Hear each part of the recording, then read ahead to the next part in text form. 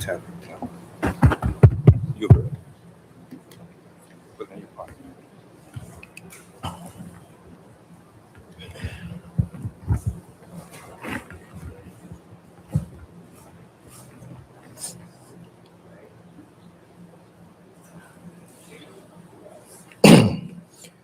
بسم الله الحمد لله أشهد أن لا إله إلا الله وحده لا شريك له وأشهد أن محمدا عبده ورسوله صلى الله عليه وسلم. With the name of Allah, all praise is surely due to Allah, and I openly bear witness and testify that there is no God worthy of worship in truth except Allah alone, who has no partners. And I also bear witness that Prophet Muhammad sallallahu alaihi wasallam is his slave and messenger. May the salat and salam be upon Prophet Muhammad sallallahu alaihi wasallam, his righteous and noble family, his righteous and noble companions, and all those who follow the companions in goodness. Certainly the most truthful speech is the book of Allah. And the finest guidance is the guidance of Muhammad sallallahu alaihi wasallam. And the most evil of affairs is newly invented matters in this religion. And every newly invented matters in this religion is a bid'ah, and every bid'ah is a stray, and every stray leads to the hellfire. First, I'd like to thank each and every one of you all for coming out today. Prophet Muhammad sallallahu alaihi wasallam said, it's been reported that he have said, he who do not thank the people have not thanked Allah. Sunnah Abu Dawood. I know it could have been other places that you could have been, but Allah Azza wa Jal bless you all to come here and hear your brother to try to give you some understanding about the hidden drivers of Quranic illnesses. A lot of us, we know that we're suffering from illnesses, and we go to those who we think that will help us. And at the end of the day, it's just questions still need to be answered, or things continue to be like they are. Today, we're not here to sell any fear. We're not here to blame any doctors. It's not about convincing you to throw your medication away. Today is about understanding. Today is about understanding. Because when we understand what is happening inside of our bodies, we can make better decisions. When we understand what's going on inside our bodies, we can make better decisions. Many of us are tired. Many of us are overweight. Many of us have high blood pressure. Many of us have diabetes. Many of us take medication after medication, and we still don't feel well. And the question is why? The question is why? Why are so many people sick? Why are so many people are exhausted? Why are there so many chronic diseases that have become normal? This is what we're here today to explore. Let us start with reality. When we look at our community throughout Essex County and surrounding areas, we see the same diseases over and over again. High blood pressure, diabetes, heart disease, kidney disease, obesities, strokes. What did Allah Azza wa Jal tell us about food? Allah Azza wa Jal says in his book, Surah Al-Baqarah, Surah 2, Ayah 168, Allah said, O mankind, eat from what is on earth. Remember that. Eat from what is on earth. That is lawful and good. Distress here is the consuming what is permissible. The Allah Azza wa Jal goes on in Surah Al-Nahl 16, ayah 114, he says, so eat of the lawful and good things for which Allah has provided for you. Allah said in Surah Al-Araf, Surah 731, eat and drink, but do not be excessive. Eat and drink and do not be excessive. A lot of us can look at ourselves now and ask ourselves, when we look at our bellies, when we look at our system, ask ourselves, have we been eating excessively? And the things that we've been eating excessively, it is doing us no good. Allah commands us to not to be excessive in eating. The Messenger of Allah sallallahu alaihi wasallam have told us, you eat. It's been a hadith. We don't know if it's sahih, but it's been reported that he said, eat in one intestine, one for air and one for water. Some of us eat in all of them. They have no room for water or air.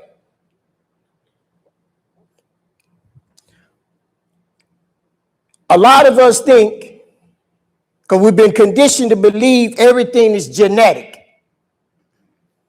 It comes from your mother, it comes from your father, it comes from your ancestors. Like the Imam said, they told him that they think his high cholesterol was genetic. Because every time he came there, they give him medication, it went up, it didn't go down.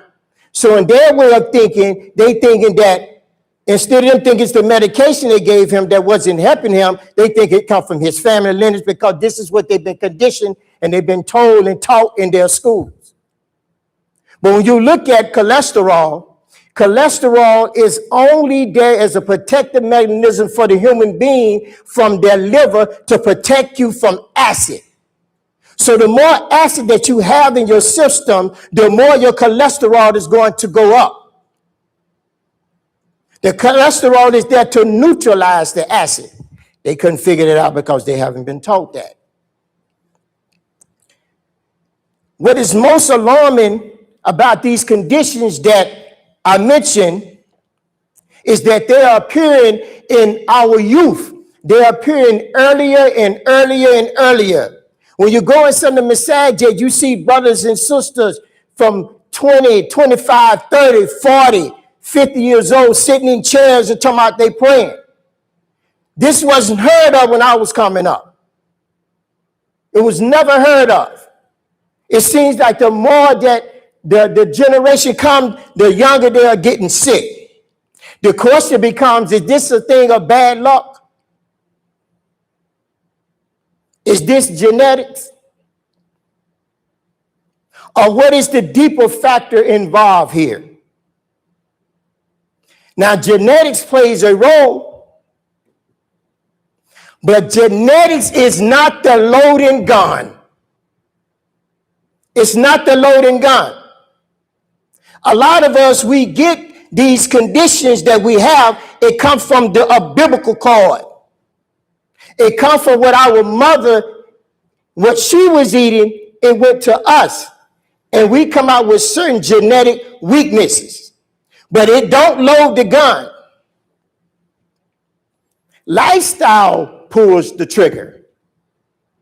What you eat pulls the trigger. That's why it has been mentioned that some children come out from parents that are on crack. But that crack it didn't make the child become a crackhead or make the child become a heroin addict. Even though that child may have some genetic weakness from the heroin or the crack. But we can influence, what can influence many things to determine what influences many things to determine this. Here's what influences and determining it. What you are eating. Is no one sitting here right now can tell me they can go outside these doors right now and breathe in cancer. Or breathe in being a diabetic. Or breathe in high blood pressure. That's from Allah. That oxygen is not going to give you these diseases. or what they call diseases, it means dis-ease. This means your body's at a state of dis-ease. So they name it disease to make you think that you're catching something. They make you think that it's you getting it externally when it's actually coming from internally. So that's why they say disease. It only means your body's in a dis-ease state. Northwestern says, according to them, you have inorganic and you have organic food. You have inorganic, they say that means not real. Organic mean real. I know people just wondering why he had those flowers up there. If I take a seed and I plant it in this soil, will a flower grow from it? Abdul Salam, with it? Now, if I take these Tylenols and Advil and put it in that same soil, will it grow? So what is this? This is inorganic. This is organic. This is from Allah. Allah Azza wa Jal created us from the earth. He said from the earth he created us, to the earth we going back, and from the earth we going to be raised up. Allah Azza wa Jal didn't create us in no laboratory. This is laboratory. Your body do not assimilate this. This is process. This is not real. We are real. We are from Allah. We're not from Pfizer and Moderna. We're not from Johnson & Johnson. We was not created in a laboratory. This is why we sick. And we don't understand that. Because we've been conditioned to believe that some of these peoples have our best interests at hand. How can you trust your enemy to heal you? How? Some of us, we have the white coat of healing. We go to the doctor, sick as a dog. Soon as he come in there, he said, how you feeling, doc? I feel like, hey, you here now. I feel good. SubhanAllah. Allah Azza wa Jal have created us with common sense. And we lose it as soon as they show up. The common sense is this. I have heard brothers and sisters tell me, well, Aki, the doctor know what he's talking about. Oh, really? How you know that? I heard him say it. But did you know or understand what he said? No. So how you know he know what he's talking about? If you can't understand when an individual presents themselves in front of you, and this is for my brothers and sisters to understand this, when a doctor or a practitioner present themselves in front of you, you need to understand what they are saying. You say, doc, make it plain, make it clear. Because if he can't make it plain and clear, why are you going to pretend that you understand what he's saying when he have your help at his disposal? How? A doctor is one that's supposed to be able to heal you. That's what it means, one who cures. Not a practitioner or one that's practicing on you. Guessworking. The Imam, he mentioned a hadith when the Messenger of Allah sallallahu alaihi wasallam said that Allah Azza wa Jal sent down the illness and he sent down the cure. He who know it, and he who don't know it. It doesn't mean because Allah hasn't blessed them to have knowledge of the cure is not here. That don't mean it's not here. They don't know it. Like at one time they used to laugh at the Muslims They say, you all say that when a fly falls into the water, the disease on one end, and when you flip it, the cure is there. How is that? So they got curious. So they took and put a camera there, and they slowed it down, and they watched that fly until one fell in the water. And guess what? When that fly was going in the water, he said, blew the cure on this other wing. Then they became a believer in that. But they still give you the toxin. Let's deal with a personal testimony. I have a family member. I like to share this kind of emotional, but you have to bear with me. And this is not a textbook story. This is not a story from research paper. This is a real story. A story about someone sitting right here among us. For many years, this family struggled with her health. Like many people in this room today, she was searching for answers. She was given the understanding that she had gastroparesis. A lot of you all probably don't know what that is. That is a disease that it makes your food slow down, so whatever you put in there, it gradually feeds itself through, and sometimes it may just sit there where it won't move at all.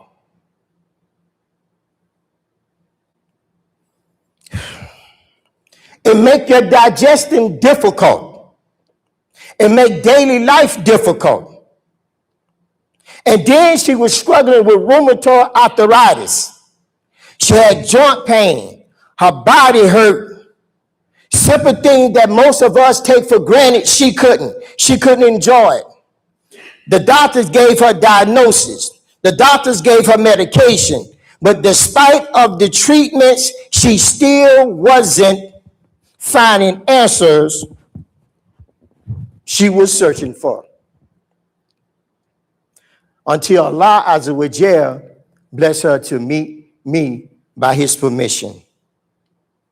She wasn't skeptical. She wasn't, in doubt. Like many people are.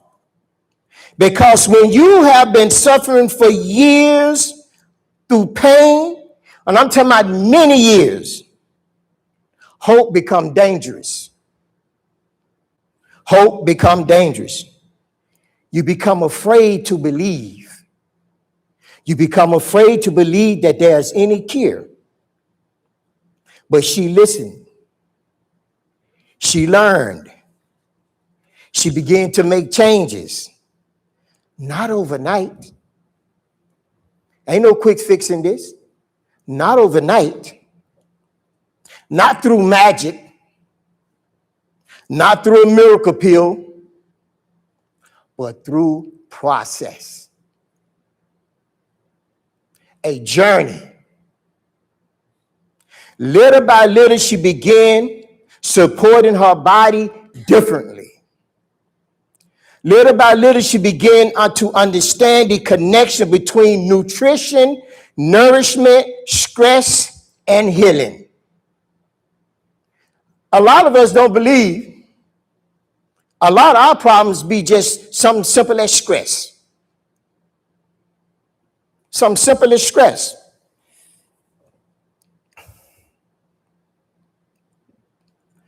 Then one day something remarkable happened by Allah's permission. Her body began to respond. Her digestion started to improve. Her health improved. Her relationship with food improved. Today, as she sits here, she can eat normal food. Think about that for a moment. 10 years ago, they stick tubes in you. They radiate your body. They give you one pill after other pill. You in and out the hospital every other month. You seeing doctors. This doctor sent you to that doctor. This doctor sent you to that doctor. This doctor run this test. That doctor run this test. This doctor said, I don't know what's going on here. I'm going to send you to this specialist. This specialist, I don't know what's going on here. I'm going to send you to that specialist. Year after year, you go through this. For a moment, these things become normal.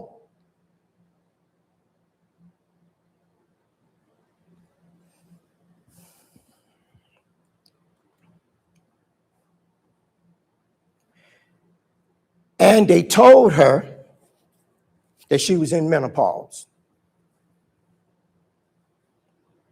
And they told her she can have no more children. Allah Azza wa Jal blessed the sister to prove to the human beings what she was never in menopause. I don't even believe in that. And she got pregnant. Not with one, not with two, 3 children. But 10 years ago, they told her it wasn't happening. And they also told her, we need to take your womb out.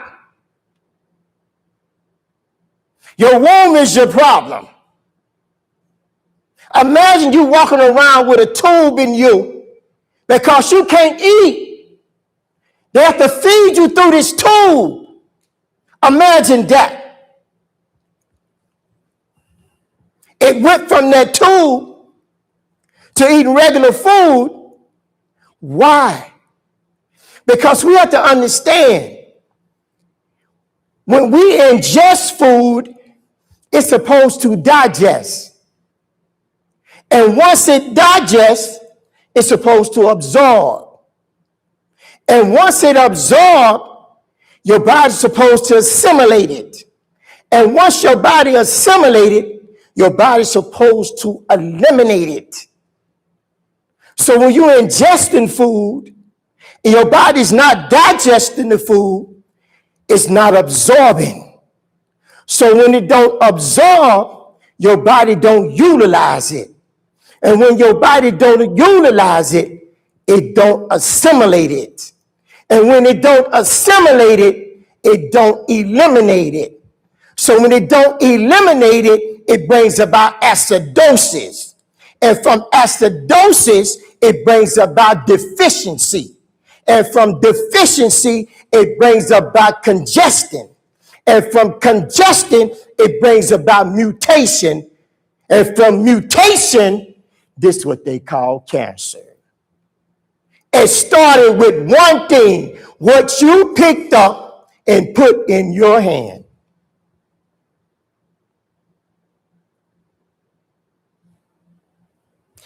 If you go in the store and you meet the store and they got bottles and cans in there with no labels on it, would anyone here eat it? Would you buy it? Yes or no?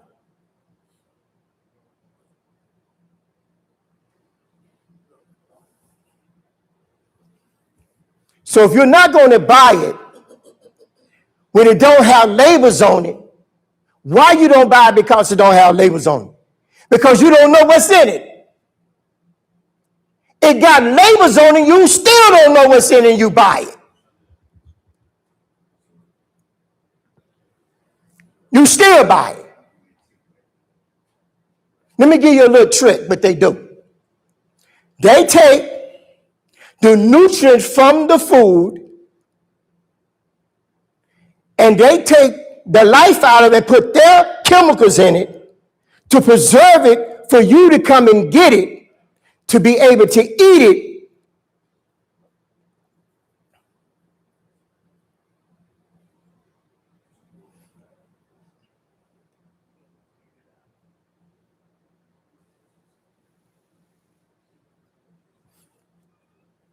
They preserve it long enough for you to be able to come and eat it. And when you eat the processed food, your body does not utilize it. Because your body is designed only to accept food that is organic and have nutrients in it.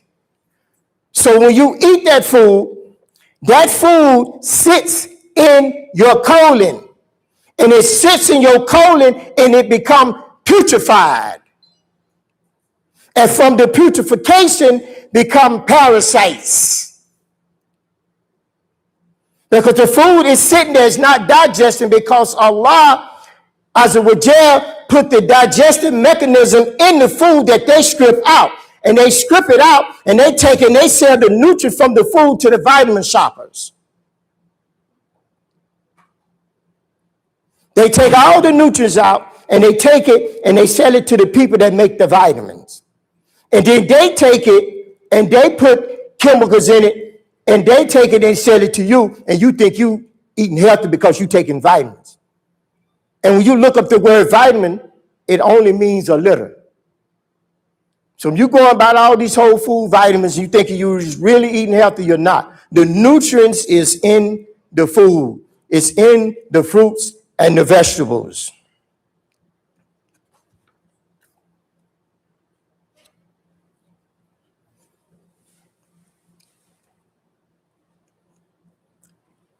A lot of us as Muslims, I think we have become lazy when it come down to our health.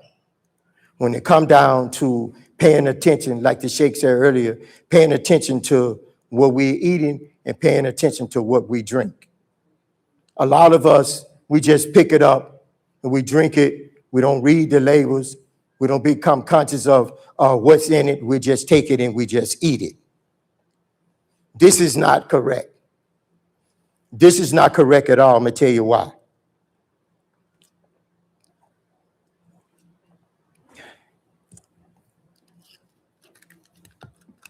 On these 2 packs right here, it's Advil and this Bayer. Do anybody here know what Bayer company come from? Anybody? Bayer. No. Bayer is a company that are known for making arsenic. They're a company that come from Germany. They specialize in making arsenic and they specialize in making dye. And they was a part of the people that was making chemicals to put in bombs. So when America, when it invaded Germany, they took some of these scientists and they took them to the islands and they gave them a different name, and they came over here and they started, putting this poison out again. They tell you this right here is to thin your blood.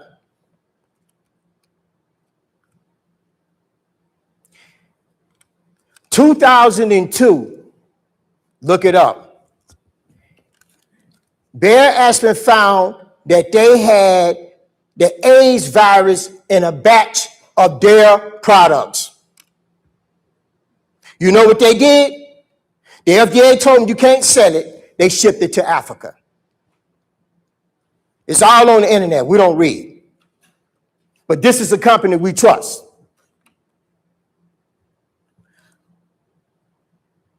So Aspen, they claim it's supposed to thin your blood out. Burdock root do the same thing.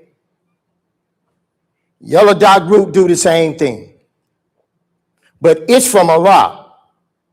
This is from man.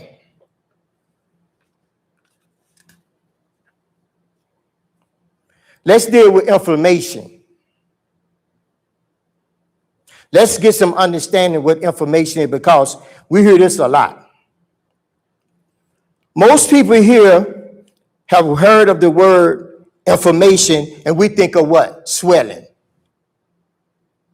We think our foot swelling, belly swelling, our face swelling, ankle swelling. We think about injuries. But inflammation is much bigger than that. Inflammation is actually part of your body defense system. You ever notice when you sprain your finger, twist your ankle, swell up? That's the inflammation. It goes to that area to protect your bone, to protect you. That's inflammation. When you get an infection, that's inflammation. The inflammation kick in to keep the infection from pausing you. This is acute inflammation. And it's very temporary. It serves a purpose. The problem is chronic inflammation.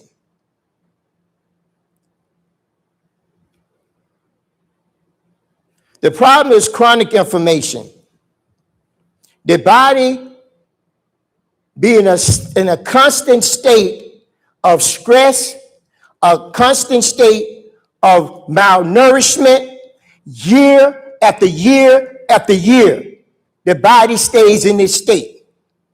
And this what brings about chronic inflammation. And what do chronic inflammation breed?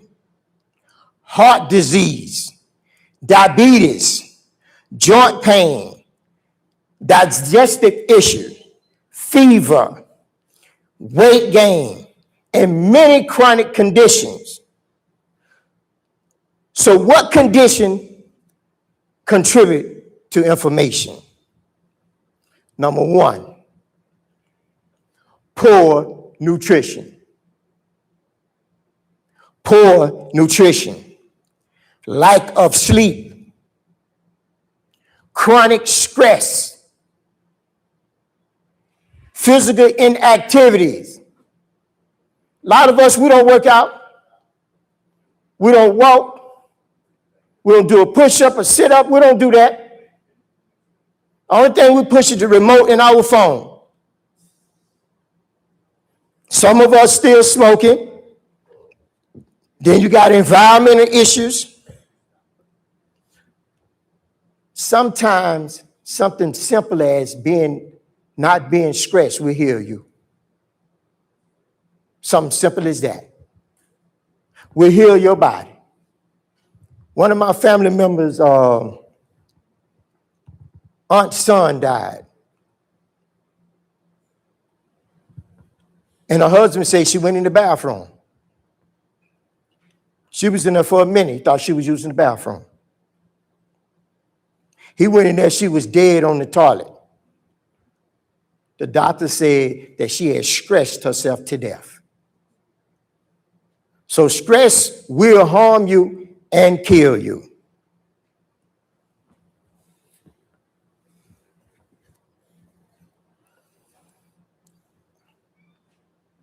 When we look at this word that they loosely throw around, they call it disease. It's not something that you catch. Don't ever believe that you catch it. You don't catch a disease. The disease that 99% of us have come from our colon. Come from our colon. When you eat food, it don't digest. How your body is going to utilize it? How do I know many of us in here, our food do not digest and we're eating the wrong food? How do I know this? All we got to do is look down and look at our belly. You do not get fat, you do not have a stomach unless your food is not digesting. So if your food is not digesting, it's most definitely ain't absorbing. If it's not absorbing, your body can't be utilizing it. Because when your body utilizes food, you will not be sick except what Allah will decree for you, but the norm, you won't be sick because your body's utilizing it. How do you know when your body utilizes your food? It started eliminating it. How do you know when your body's not eliminating your food? When you have what they call high blood pressure, high cholesterol, diabetes, fibroids, tumors. All this comes from internally. It don't come externally, and it comes because your body is not utilizing the food that you are eating. It's real simple, but they want us to believe that it's something complicated. Ingesting, digesting, absorption, utilization, assimilation, and elimination. So when you eating food and it's not digested, that is what's making you sick. A lot of us, we love to eat meat, and we eat a lot of it, and we brag about it. We're not saying it's haram, but when your body is in a diseased state, you have to look at the cause of the body being in that state. When you go to the doctor, he diagnoses you and tell you that you have high cholesterol, that you have diabetes, that you have high blood pressure. But what is the cause of that? There's a cause and the effect. They deal with the effect. What is the cause? Once you learn the cause, presto, the effect go away. The cause is that we are eating too much. We are even eating the halal too much. How can you continue to eat meat, rice, dairy, flour, sugar when you see that you are sick? How? How can we continue day after the day to keep eating this food? We're not saying that it's haram to eat it, but you have to look at your state. You have to look at where you at. You have to look at the food that you're eating, and then you will figure out why you're sick. So you start removing the cause, the effect go away.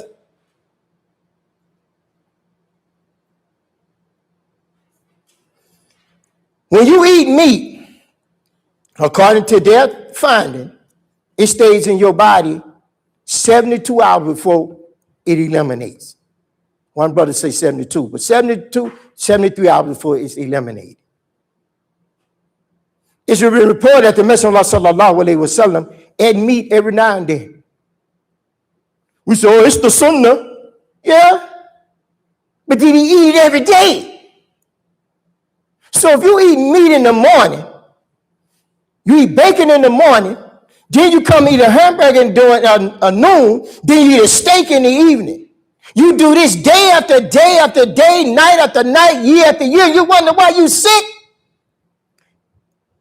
You didn't even get the food a chance to digest. You just keep compounding it day after day, month after month, year after year. So we have to eat in moderation. Allah Azza wa Jalla said, do not be excessive.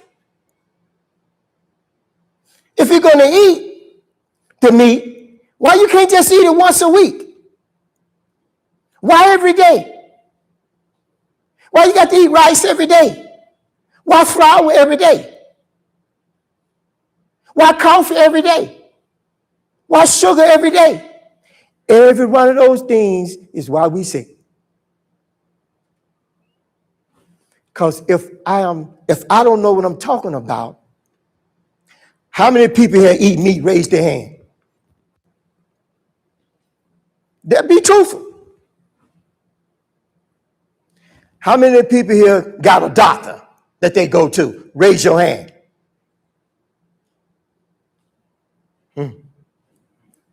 How many people here eat rice every day? How about mac and cheese? How about a bean pie? How about some running on stupid, not dunking? How about dunking? How about coffee? Huh? How about sugar in the coffee? Huh? How about sweet and low in the coffee? Huh? You all need to stay away from sweet and low. Sweet and low is aspartame, and they put that in the nuclear bomb. Oh, y'all didn't know that. And also aluminum, and also fluoride. That y'all be putting up on your arm, that aluminum deodorant, that's your problem. That fluoride you been brushing your teeth with, yeah, that's your problem. In Clearwater, Florida, in 1925, everybody in that community was walking around with a humpback, and they had cancer. And they couldn't figure it out. Right up the road was the aluminum factory. They was dumping the trash that come from the aluminum fluoride into the people's water. Huh? Fluoride is toxin. It is the trash from aluminum. So the aluminum company created the EPA. They create their own oversight to make them tell you that it's okay for them to put 0.1% of fluoride in your water. Pebbles build a mountain. So they said, well, just a little of it ain't going to hurt. But over years become toxic. And you wonder why you got brain cancer. You wonder why you got breast cancer. You wonder why you got ovarian cancer.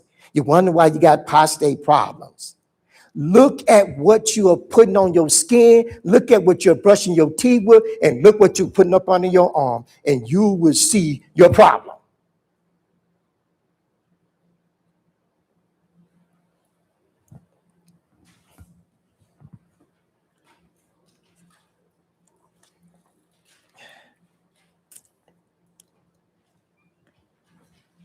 How many people in here was ancestors from the South? From South, down South. We ain't talking about, I'm talking the ones that migrated here, and they still have ancestors down South.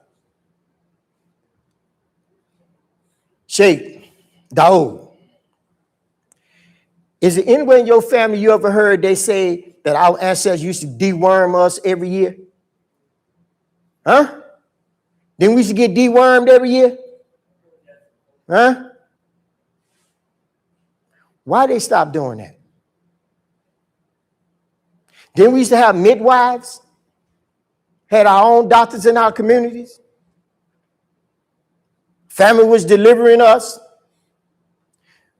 We had gardens outside. We were slaughtering our own animals. We were feeding our own animals.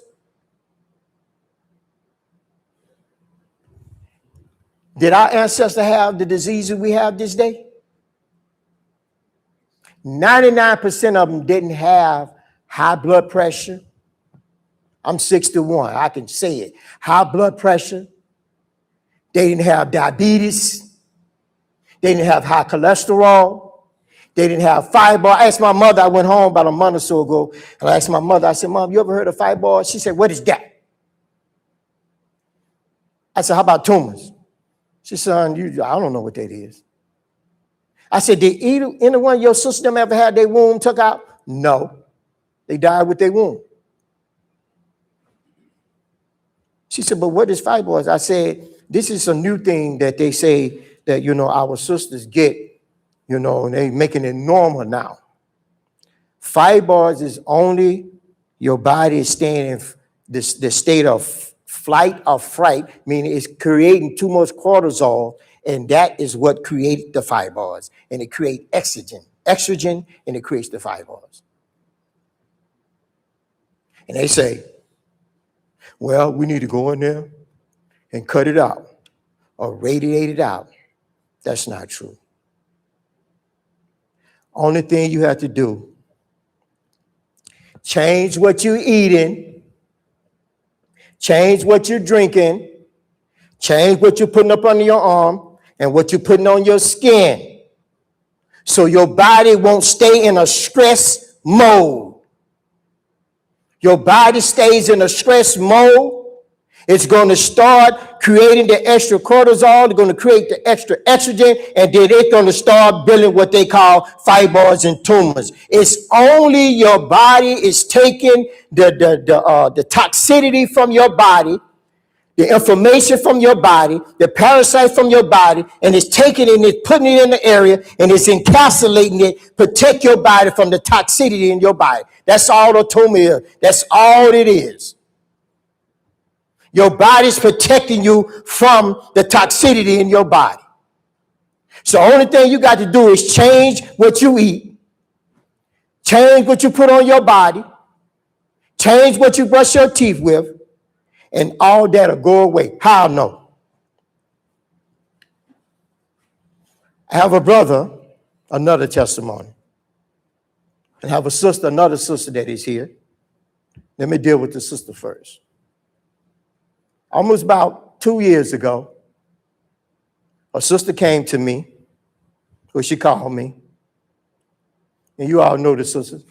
She's one of the pillars of our community. And she don't mind me saying her name. Her sister's name is Hadia.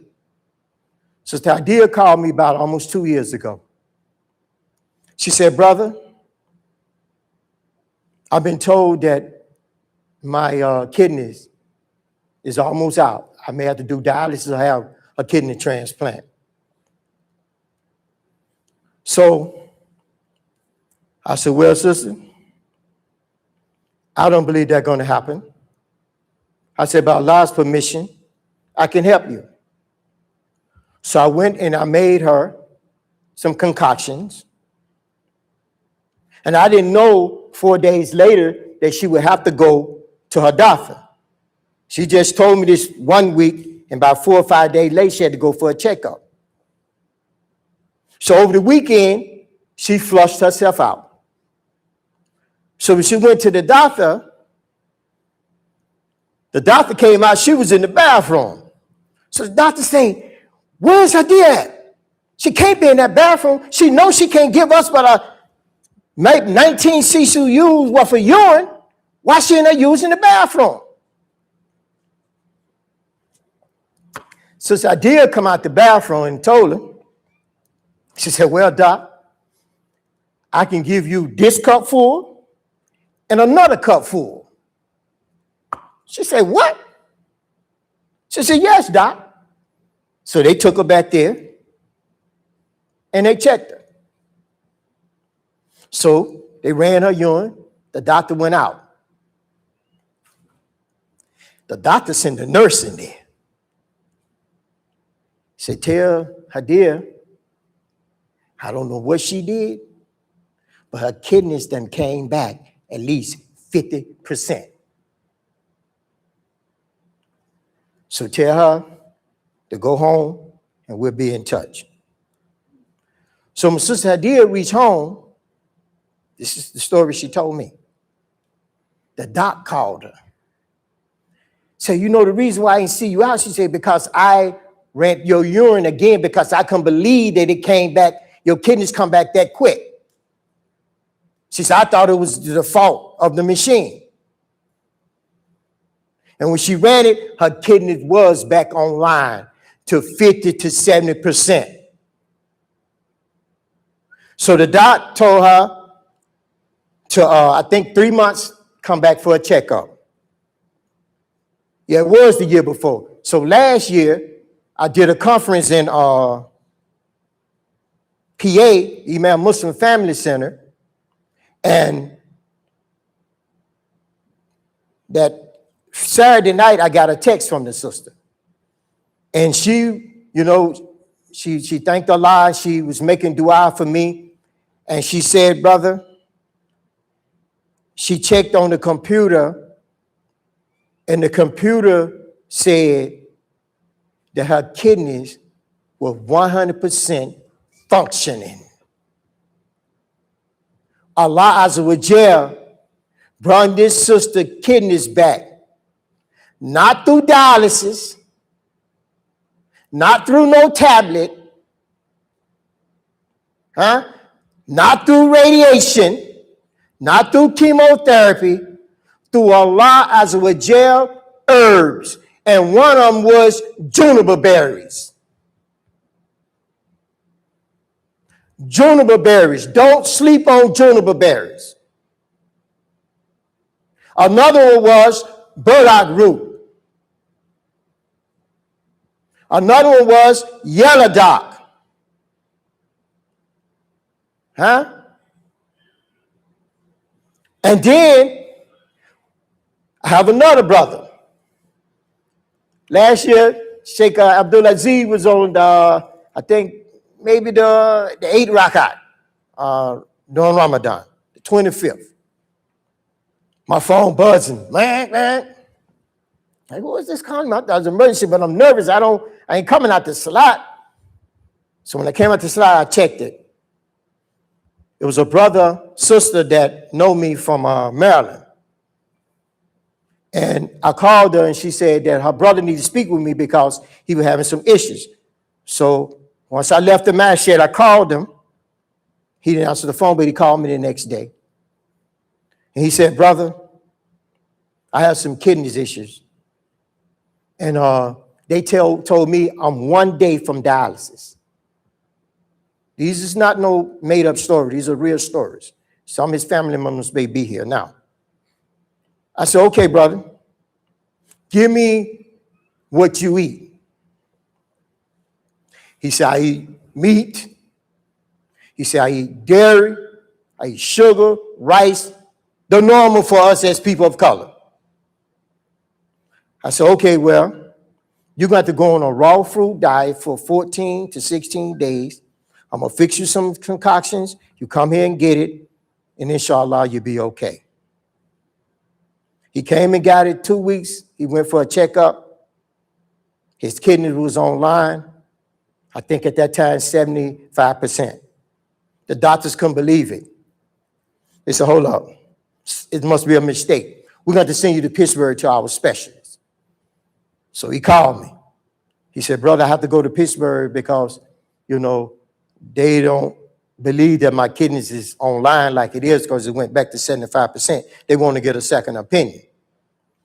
So by the time he reached there, his kidney was 100%. And the doctors in Pittsburgh, who was a Muslim brother, he told me, the Muslim brother told him, say, Akhi, I don't know what you did, but according to your paper trail, you was a day from being on dialysis. Right now, there's nothing we can do for you because your kidneys is back 100%. So whatever you are taking and doing, continue to do it. Why he benefited from it? We have to trust Allah and what he sent down on this earth over any man. Any man, even me. I took some sisters to the store called Super Fresh. No, I got it. And, excuse me. And I told them to go get some canned goods. They went and got the canned goods. They put it in the basket. I told them, I said, go over there and get some apples and oranges. That's me and Mustafa's store. Me and Mustafa like Super Fresh. I meet Mustafa, we be on the fruits and vegetable aisle. That's when me and Mustafa hang out, the fruit and vegetable aisle. So they went and got the fruit and vegetables. And I told them, I said, read me the ingredients on them cans. They said, soy isolate, artificial flavor, maltodextrin, monosodium glutamate, and like that. I said, now read me the ingredients on them fruits and vegetables there. Ain't no ingredients on them. I said, exactly. So what's real and what's fake? Allah Azza wa Jal didn't have to put it on there. What Allah Azza wa Jal created in the fruits and vegetables, our body already know it. Our body is going to recognize it. This is why when you eat fruits and vegetables, you never get sick. How many of us have been to the doctor because we ate fruits and vegetables? Raise your hand. Not one. Not one hand went up. But we'll walk out of here and be convinced that fruits and vegetables, we can't eat them because they're too sweet. Because the doctor tells us it's too sweet. Understand the liver. The liver is a converter.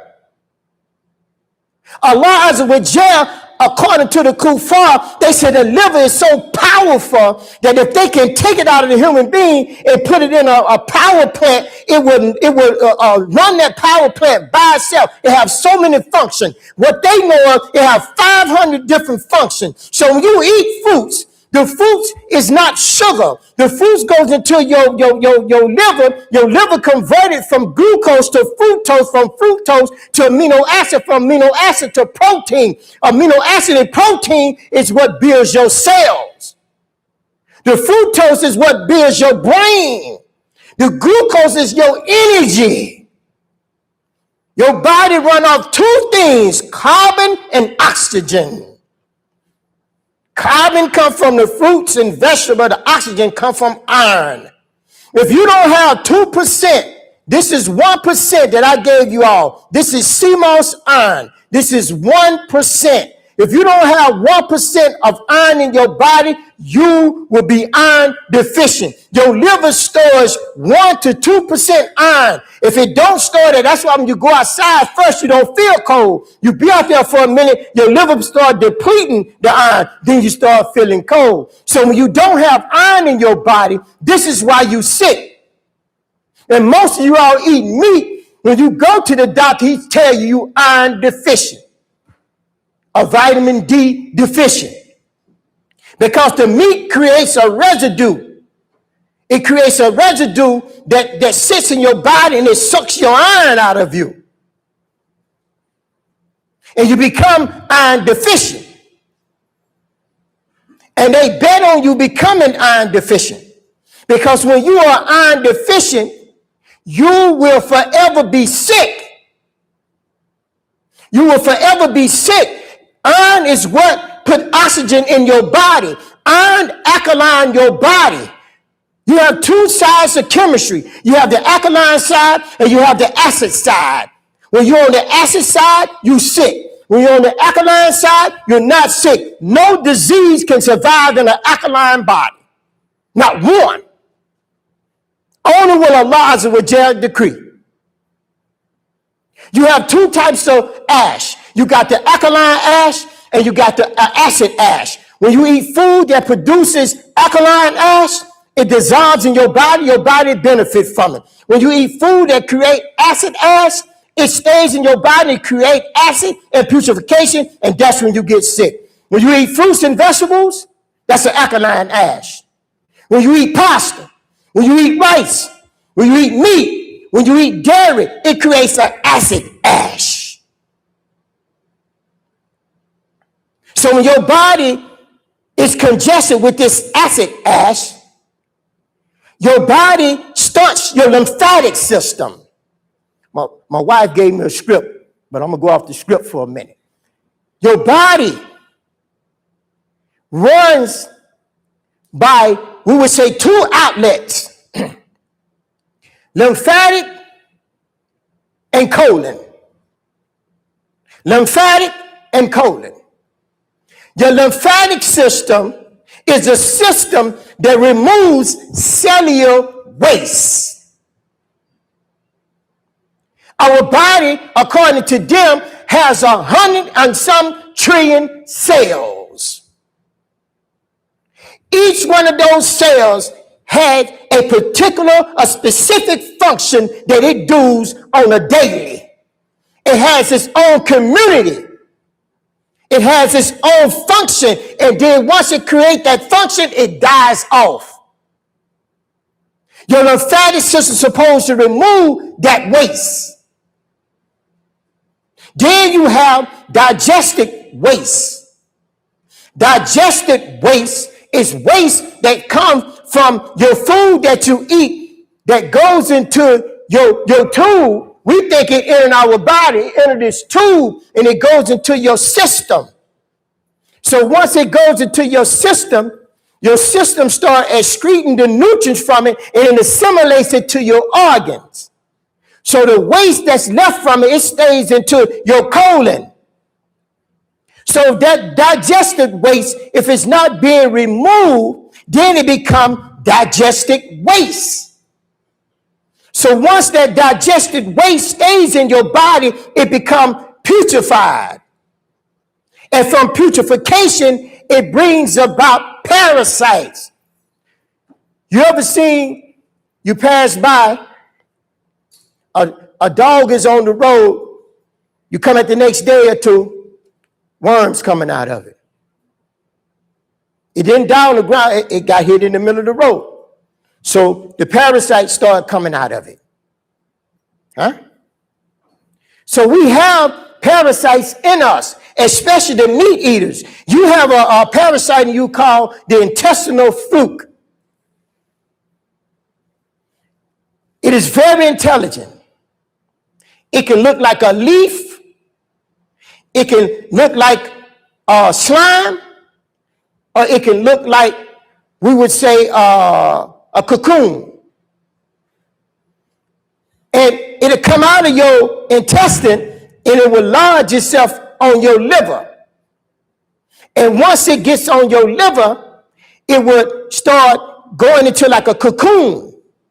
And once it gets in that cocoon, it'll start hatching eggs. And once it starts hatching those eggs again, it creates other parasites. So those parasites, they start sucking on your liver and start sucking the iron out of your liver. So once it starts sucking the iron out of your liver become imploded. They call that fatty liver. And it started from that one parasite. It's called the intestinal fluke. And where the intestinal fluke come? It comes from meat. And the reason why that fluke bothers us because we leave the meat in us too long. It's benefit and harm in it. You get a little benefit from eating the meat, what they call protein. But that particular protein is a byproduct.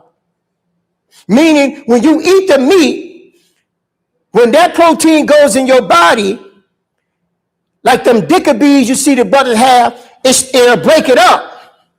So once it starts chopping it up, it chops it up because the body don't recognize it as a normal protein, so it chops it up and it reassimilates it back. This is why when you eat the meat, you get nickeritis, you get tired, you get sick, because it takes so much energy to be able to break that protein down so your body can benefit from it.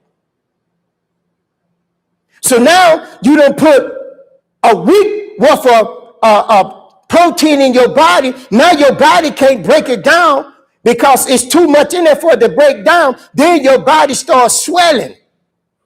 Inflammation starts sitting in. Then you start getting acid reflux. Then you start getting insomnia.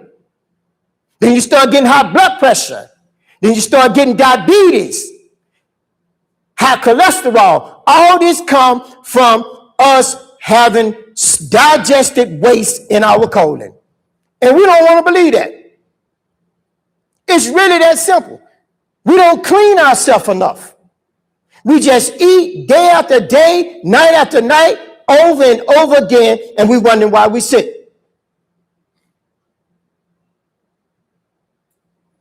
We wonder why we're sick. Then you go to the doctor, he tell you why you're sick.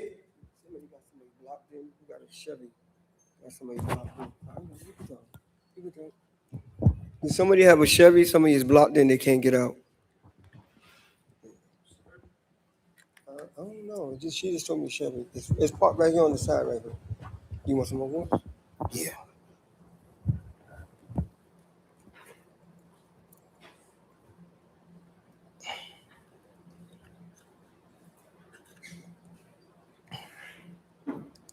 We need to understand, we're going to take a break after I make this statement, and we're going to drink something and stretch ourselves. And we have some food over there for the brothers and sisters. It's not food is healthy food. It's no steak, it's no chicken, There's no mac and cheese. There's no bread. There's no coffee. Got some fruit punch over there, though. We got some cabbage and some greens over and some broccoli. We got some, I think it's, Bilal, what's the name of that on that pan there? My family, what did it say?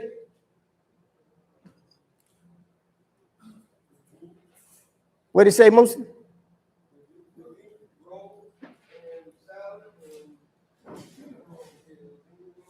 Ziti rolls and salad. And walnut tuna. People didn't know you can make tuna from walnut, huh? And it don't have no mercury in it.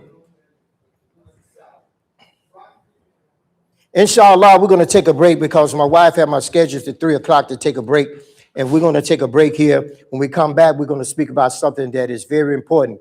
If you don't take nothing from what I'm saying, you need to pay attention to this because I'm going to go text with this because it's very important for us to understand why we get sick and how we're going to heal ourselves. Subhanaka Allahumma wa hamdika ashhadu an la ilaha illa anta astaghfiruka wa atubu ilayk.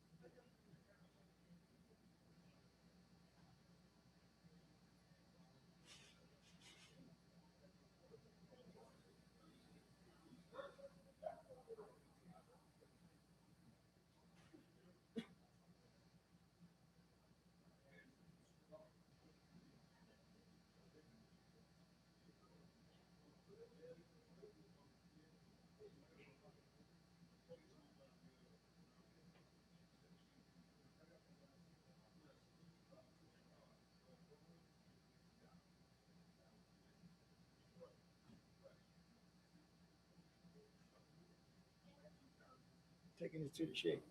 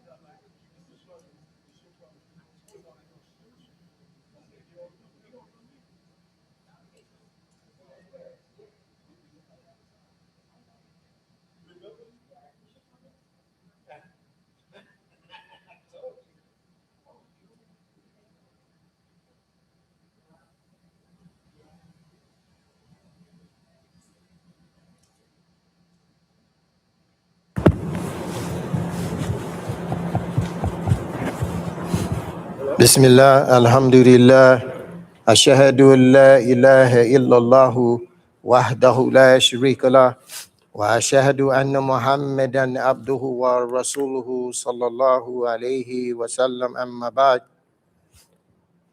Continue with our health and wellness convention, for lack of a better word, Health and Wellness Day.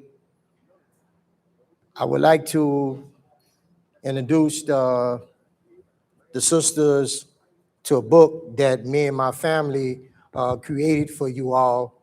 It's called Roots and Wings, a holistic journey to healing fibroids, infertility, and hormone imbalance, uncovering the why and reclaiming your wellness.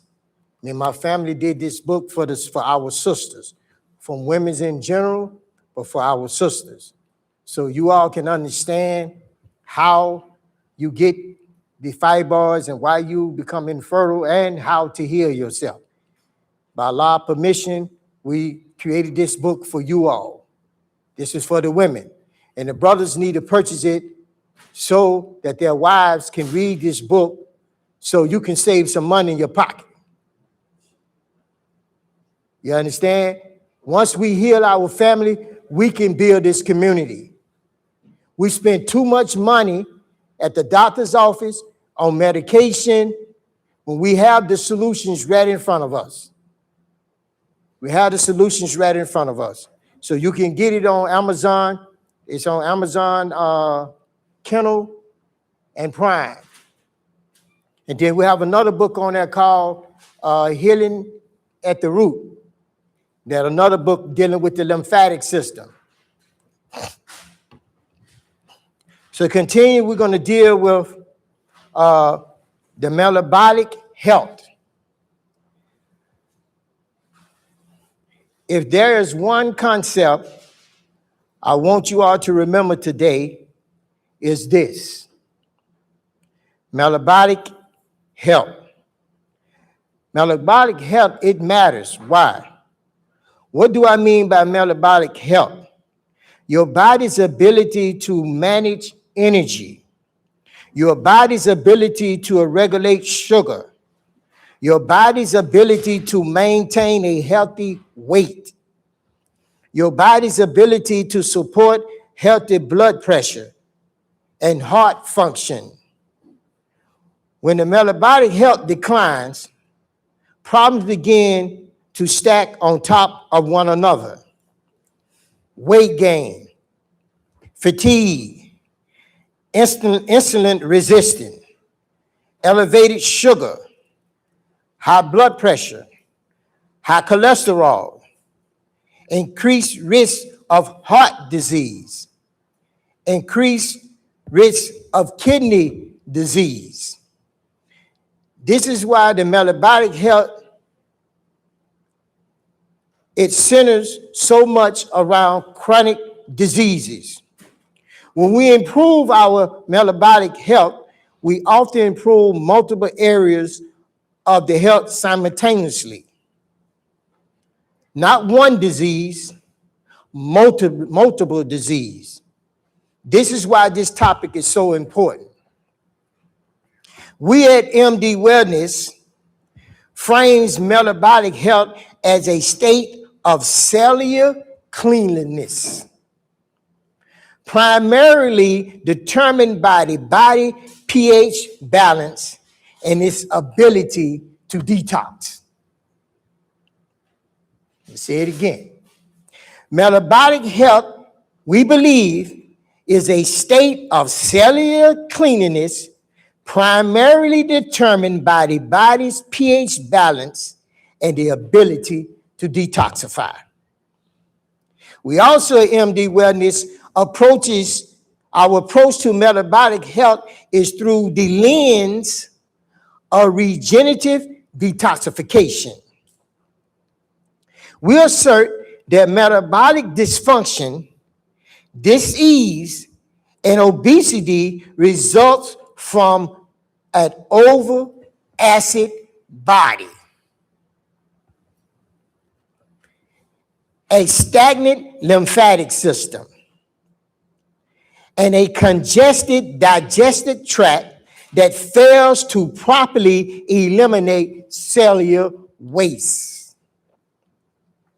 To achieve metabolic health, we advocate for an alkaline, fruit-based, raw, vegan, and specific herbal protocols designed to clear out this waste. Here's a breakdown and a core principle of it. Acid and alkaline balance. We argue that the metabolic health hinges on an alkaline internal environment. We hinges that the metabolic health runs on or hinges on an alkaline environment. We believe disease, including cancer, thrives in an acid-forming body that come from acid-forming food. Most of us sitting here right today have acid reflux, some way or other. Most of us sitting here today are bloated. Most of us sitting here today is constipated. Most of us. Allah Azza wa Jal blessed us to eat, some of us for the first time in our life, an alkaline meal. Wasn't no meat in this meal. No meat. Me and my family make sure we up on what we calling to. We ain't calling you out to no help, and we eating steak and mac and cheese in the closet. This how we live. And we trying to introduce this to the community to show you don't have to be sick. You call the people, they say $300 just to check in, to set an appointment. Then you get in there, you got to get a prescription, or you got to get some blood tests. You got to get some MRIs. These are the norm. If we cut off that cycle, man, we can build this another mass jet and a school. Them thousands and thousands of dollars we spending out here, and we start eating right, good night, Irene.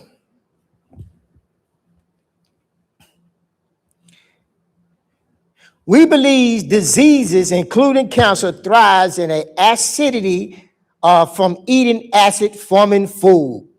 For example, overcooked food. When you cook vegetables, you don't cook the life out of them. They still supposed to look this color. And if you overcook them, make sure you drink the water from it, because the nutrients lies in that. You don't throw it away. You just cooked all the nutrients in the water. So drink the nutrients out of the water instead of throwing it away. You eating dead food, dead body.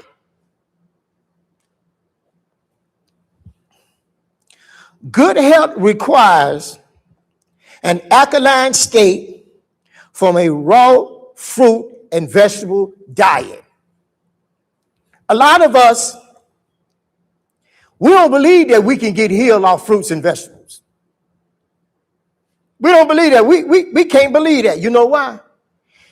But because we've been conditioned to believe that meat and potatoes is the main dish and fruits and vegetables is the side dish, when it's the opposite of the coin.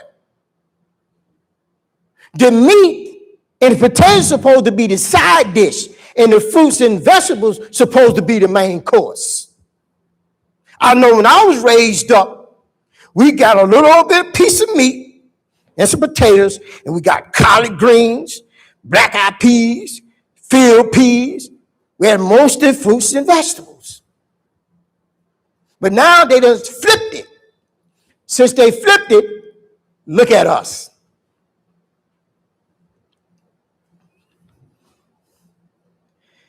Detoxification and cellular regeneration. We at MD Wellness believe modern illnesses is a result of cellular toxicity and genetic weaknesses. From what? Chemicals and poor diet. Chemicals and poor diet. True health requires cleansing the body of poison so cells can regenerate. When you remove the toxicity from your body, your cells regenerate. When you don't remove the toxicity from your body, your cells mutate. So when your cells start mutating and dying off, then it creates an acid ash. And then it creates like something like a methane gas, something like pulse. It gets in between them cells and it holds it, captures them cells and it keeps it in the air and it starts rotting. That's what they call it cancer. It's just cellular death because no oxygen can reach there because your body's so toxic that oxygen can't reach there. So now the cells start dying off. So when you remove the dead cells, then the pulse and all that they call cancer goes away. And it comes from you eating the correct food. True health requires cleansing the body of poison so cells can regenerate. Here at MD Wellness, we use certain herbs to detox the organs. How many people is in here, my brothers and sisters, know where they get the number and the idea from systolic and diastolic? 120 over 90, 125 over 80, 140 over 90. My sister, Dr. Maisha, is sitting here tell you, if you got 140 over 80, you ain't got no high blood pressure. The doctor tell you you do. You run up in there, they check one arm. When you go to your doctor again, tell them to let you sit there for 15, 20 minutes to 30 minutes and tell them to check both of your arms. Not one, both. Why? Elijah with jail gave us 2 kidneys and 2 adrenaline glands. On top of the kidneys is the adrenaline. That's the systolic number. The diastolic is your kidneys. So where your blood pressure problem coming from? Your kidneys and your adrenaline gland. That's the little known secret. Your kidneys and your adrenaline gland. Because your kidneys and your adrenaline gland has cellular waste in it. So it won't move.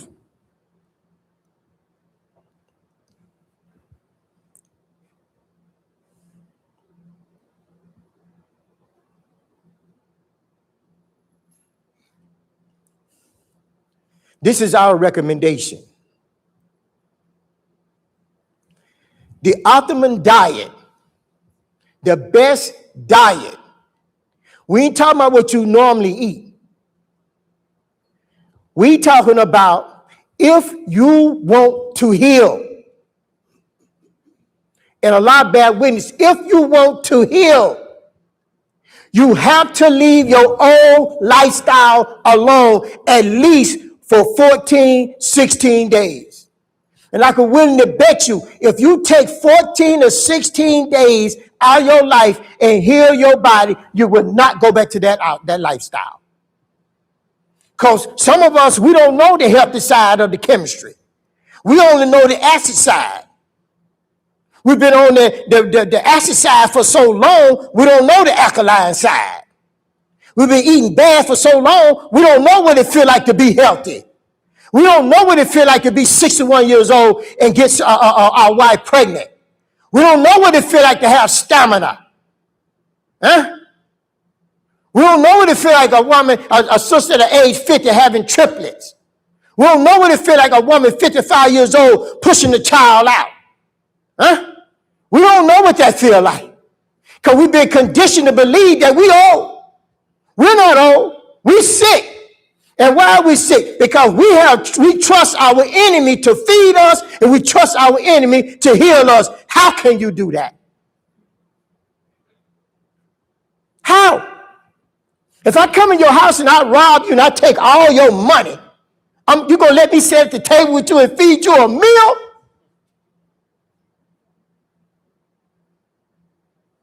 You going to let me put on a white coat and give you some medication? Man, I just robbed you. I just hung you on a tree. Your sister, your brother, everybody. Now I'm coming later, say I'm reformed.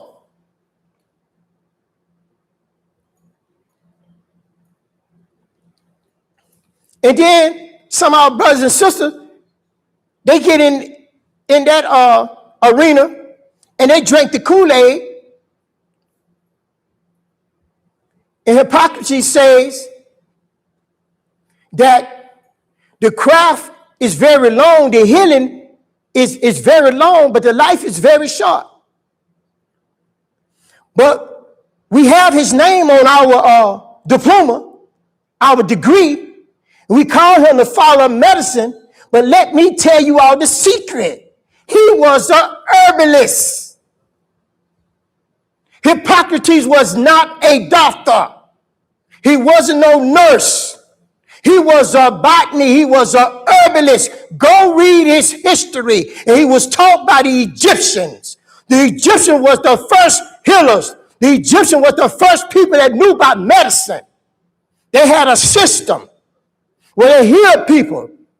The Arabs, the Persians, the Europeans, the Greeks, they all came to Egypt and learned the science of healing. But we say he's the father of medicine. He's not the father of medicine. But if you're of that opinion, follow what he followed. Take your DR and follow what he followed. Hippocrates killed people. He cured people from any ailments. We had an individual right here in America called Samuel Thompson, 1900s. He cured 325,000 people right here in America. We don't know that. We don't know that. Edward Schultz.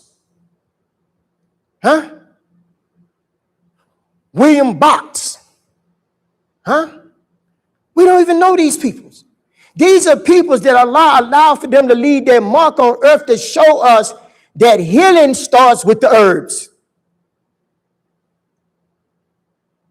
A lot of people don't even understand herbs.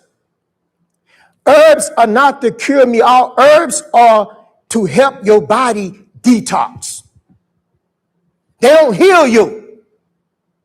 When you have high blood pressure, when you have high cholesterol, your body's already detoxing. The herbs come to assist you in the detox. They don't heal you. You can't use herbs as a crutch. The healing is in the food. The healing is in the fruits and vegetables. You got people, they say, the carnivore diet and all that. Look at them when they reach the age 50 and 60 years old. Look at these people that took these high protein diets. They was bodybuilders. These carnivore diets and all these meat diet. Most of them on dialysis are looking like a dried up prune. Because when you continue to eat a high protein diet, your liver and kidneys start to deteriorate. It's not designed for that. They can give you sweet poison. Aspartame is a cytotoxin that was put in a nuclear bomb. And some of you all put it in your coffee and call it sweet and low. It's sweet poison. So they can sweeten up the poison for you to take it now.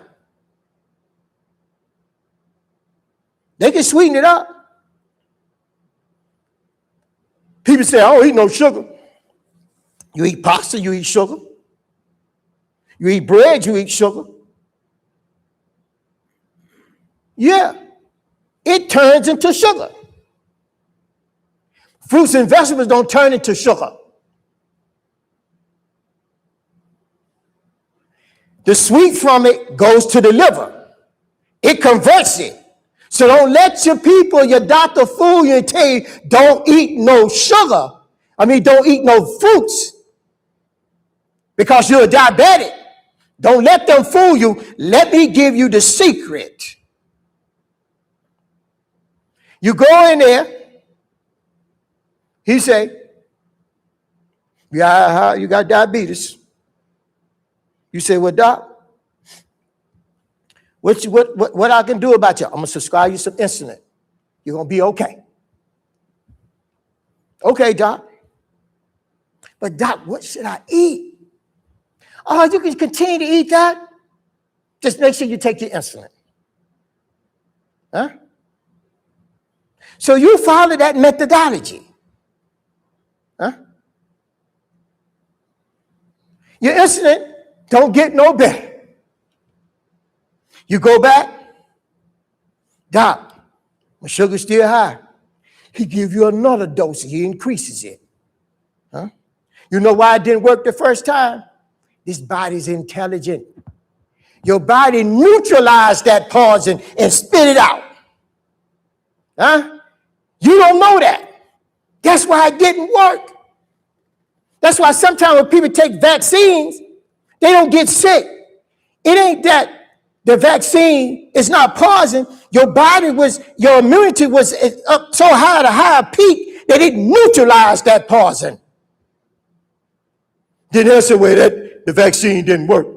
It only worked when it kill you or give you a side effect. But your body's intelligent. So you say, well, doc, can I eat some fruits? Oh, no, stay away from that. That's too much sugar. But the cereal you eat got sugar. The pasta you continue to eat turn into sugar. The bread you eat still turn into sugar. That coffee, these Kool-Aids, these sweet drinks, these ices you all like, the ice cream, all that stuff turn into sugar. He don't tell you to stop eating that. But guess what? When you eat the sugar from the sweet from the fruits, it's no longer sugar because your liver converts it. Don't be fooled. Your liver converts it from glucose to fructose, from fructose to amino acid. And amino acid is what they call protein that builds your cells. Pasta don't build your cells. Bread don't build your cells. Sweet and low. This old fake Arizona tea we like drinking.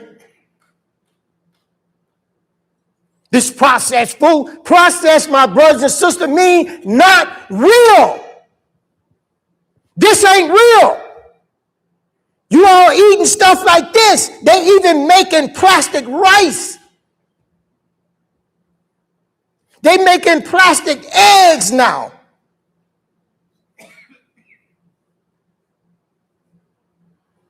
They creating your meat in the laboratory. Your body is not going to digest that cellular waste. That is digested waste. That's waste. Your body's not going to digest it because it don't recognize it. It is not from a law. Your body considered it as a threat. So it goes on the defense. So your body going to this state that Allah have designed is called vicarious elimination. So now it engaged you the pain in your joints. You didn't recognize that. It engaged you the back pain in your kidneys. You didn't recognize that. You done seen the bubbles in your urine. You didn't recognize that. You done seen your cholesterol go up. You're getting dizzy. You didn't recognize that. So now the vicarious elimination going to start setting in, and your body going to start swelling up. Then you're going to pass out. Now they're going to rush you to the hospital. And then they're going to tell you what's wrong, what your body been telling you all along. But we don't recognize these signs. Because it become the norm. Because we've been conditioned and trained to ask your doctor.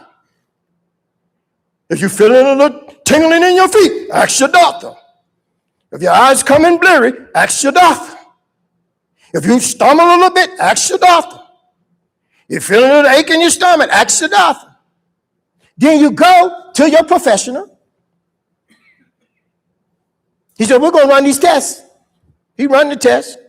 Come back and tell you, you got high blood pressure. We're going to give you some medicine for your high blood pressure. You take it. You go home. You take it. It make you feel worse than you was before you went there. You feel worse.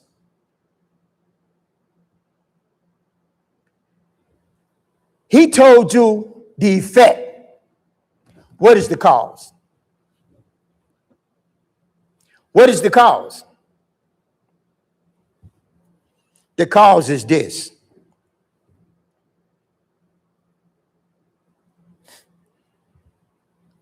Ingesting, digesting, absorption, utilization, assimilation, and elimination.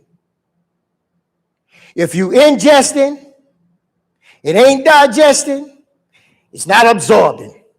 If it's not absorbing, your body ain't utilizing it.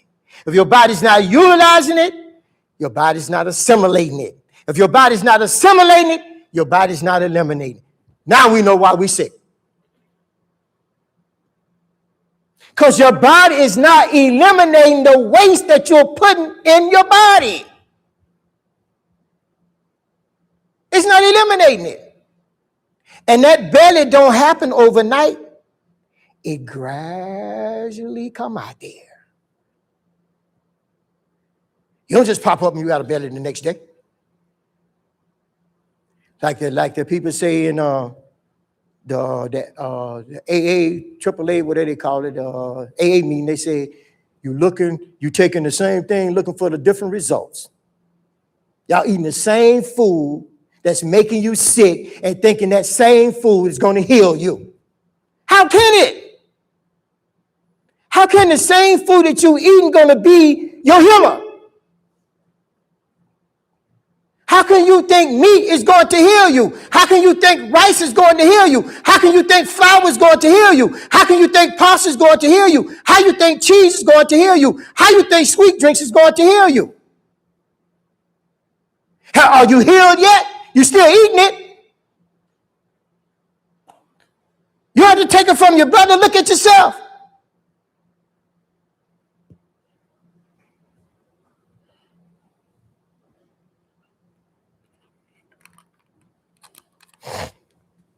Tylenol, Advil. I went and bought these from the store. I'm going to take it.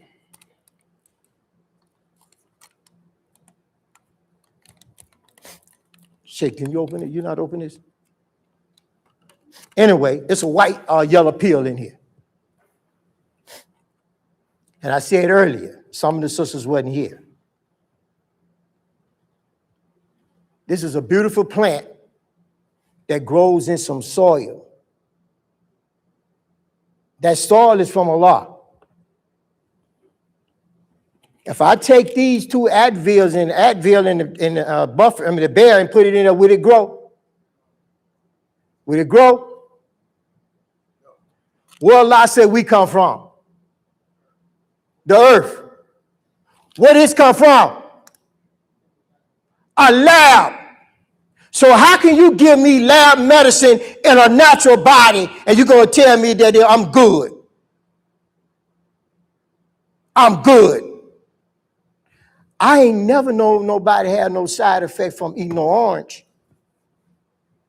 or apple or peach or pear or cantaloupe or watermelon or honeydew melon or papaya or lemon, and the list go on and on and on. None of those things I named make you sick. Side effect may cause imploded liver, may cause dizziness, may cause your rectum to bust, may cause your eyes to pop out.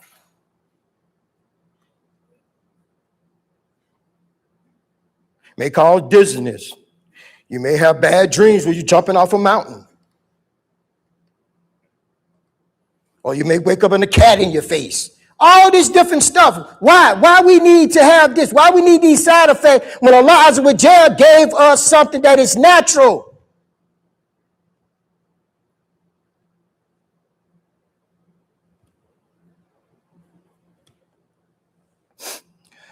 The ultimate diet that we need to be on, especially those of us who are sick,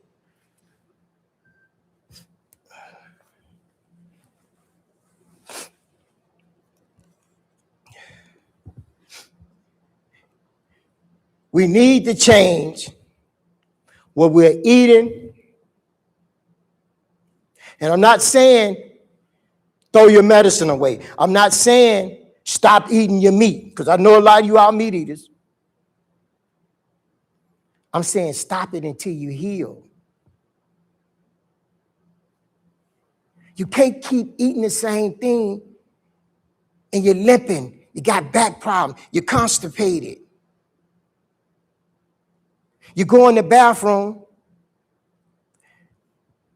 Nobody can come in there because it's smelling like a waste landfill. Now you got to spray all the spray and spraying it down. You didn't remove the scent. The aerosol just knocked off your sense of smell. That odor's still in there. So when you go to the bathroom, my brothers and sisters, and use it tonight, that smell you smell, that right there is an indication that your body is rotten to the core.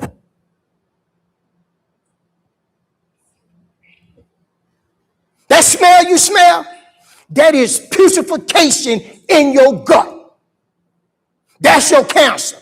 That's your diabetes. That's your high blood pressure. That's your high cholesterol. It is in your gut. That's where it's at. It's in your gut. If you change what is in your gut, you heal yourself.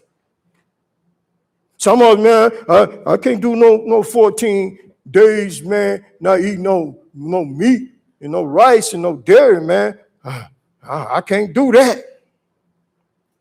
Well, my God, really? You went 50 years eating sick food. Your body don't deserve 14 days? You that weak? You don't let food determine your life? Allah Azza wa Jalla show us during the month of Ramadan that we can survive it. You go 16 hours sometimes, you don't eat or drink. So you can't do some intimate fasting? You can't just leave the meat alone for 14, 15 days, 16 days to heal yourself? So the doctor won't be getting your money? So some of you brothers can build your stamina up? So you won't be taking those Viagra?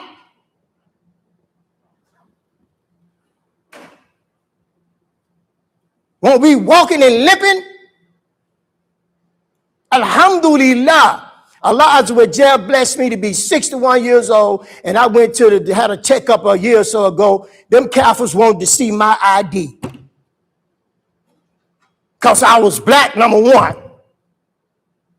Say I was 60, maybe 60, going on 59, 60. When the dude got a checkup. They called me back. So you have no issues. The doctor said, let me see that ID again. I said, man, how? What you do? You have no disease, no type of ailment that common black people have. He was real. I said, well, doc, here it is. I don't eat what you eat. I don't take your medication. I don't drink what you drink. Huh? I don't do none of that. I don't put them chemicals on my skin. I don't use you all deodorant. I don't use your toothpaste. Huh? None of that. Stop putting that aluminum deodorant up on your arm, brothers and sisters. Brothers, it causes prostate cancer. Sister, it causes tumors. It causes breast cancer because it rottens your lymph nodes. It goes into your lips and it goes into your breast. And then stop going to get these mammograms. The mammogram is what's giving you all cancer. Tell me one person, one sister can tell me that a mammogram stopped them from getting cancer. Most people that do mammograms year after year, they wind up with cancer because your breast is put into this machine and they squeeze your breast. And when they squeeze your breast, the inflammation sits in. And once the inflammation sits in, it swells. And then once it swells, the radiation from the mammogram, it goes into your breast. And when that swelling goes down, it goes into your blood. And you keep doing it year after year after year. And then they tell you on the 10th year, we see a little mass. We see a little tumor. Huh? Where it come from? Your body's not designed to go up in it because it's going to go on defense. And that's when the information is going to sit in. But we keep going year after year. A brother told me the other day, he called me. Brother Hanif told him to call. His wife got mammogram for 10 years. Now, on the 11th year, they found a little cancer. I said, did they see it in 2025? No. Did you see it before that? No. Did you see it before that? No. So it just popped up. It just popped up, Aki. Come on now. When she started off 10 years ago, did she have any breast problem? No. Did it swell up? No. But they told us this is preventative. So if it was so preventative, why she got cancer now then? Preventative. That was a game they started running in 1952. They started putting fires out. When they came up with the game, they said, we're going to create this machine so we can be able to have early detection of cancer. The women didn't buy it. So they started putting flyers in people's mailboxes, started talking about it on TV, bringing these healthy women in front of them and talking about, yeah, you know, I went to the doctor and, you know, he discovered that I had cancer and I did this, whatever, and I don't have it no more. My grandmother didn't take no mammogram. She didn't have no cancer. I had 17 aunts. Why none of them didn't die with no breast cancer? Why didn't they have no tumors? They had meat, they had rice, dairy, all this stuff. But it wasn't from here. I'm from backwoods, Mississippi. We grew our own food, our own animals. I didn't start gaining weight eating meat until I come up here. I didn't start having bad dreams until I come up here. Because I used to watch the chicken eat the worms, the cow eat the grass. I saw this with my own eyes. My uncle go out there and rub him and play with him a bit. Whatever word he used, stoop, cut their throat. Come in there, clean them up, bring them in. We dice it up, put some in the freezer for the summer. See, y'all had these grocery stores. I didn't come up with that. We killed our animals for the winter. We plant for the winter. Had the big old long deep freezers. Huh? And I used to eat meat. My family can tell you. I was smaller than I was now. And I ate some barbecue ribs, some chickens.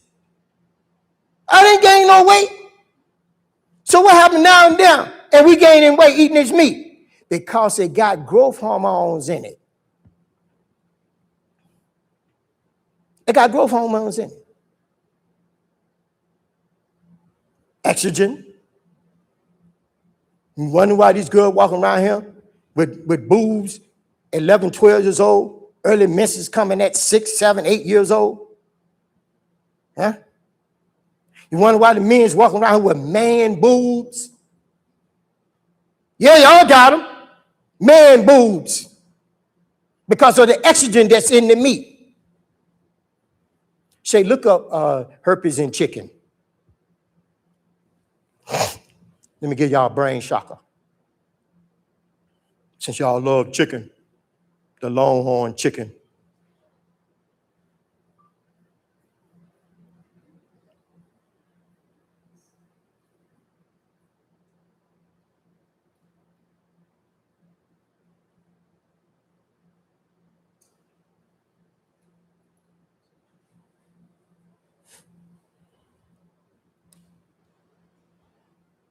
You find it? Read it, Shake.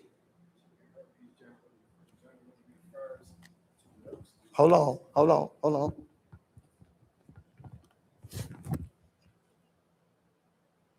It says chicken herpes. It says chicken herpes generally refers to Merck's disease, a highly contagious and widespread viral illness caused by an avian herpesvirus. Huh? Y'all eating herpes. And y'all wondering why we sick? Y'all wondering why we got herpes in our community? Look at all these chicken huts around here. This is what they saying. This ain't Khalil. This ain't MD Wellness saying it. This is what they are saying in their book and their finding. And then they come to the deceptive tactic. It won't affect human beings. I ain't never know something you eat don't go in your system. The herpes won't, they got herpes, but when you eat it, you won't get it. So if herpes is not an external disease, how did the first man get it? Adam didn't come here with no herpes. It coming from somewhere. And I'm up on the opinions coming out of Fort Detrick, but that's another story. But yeah, that Longhorn chicken, that white chicken that y'all be seeing in these grocery stores and these places, it carried Merrick disease, which is herpes. The little sore you get right here, that's herpes. The little rash you get in your eye, that's herpes. Huh? It didn't just pop up. So keep barbecuing your chicken. Keep frying it. Because you eating some barbecue and fried herpes. Your brother giving it to you raw. This is their science. This ain't coming from me. I just study. That joint don't even cross my threshold. You ain't bringing it in my house.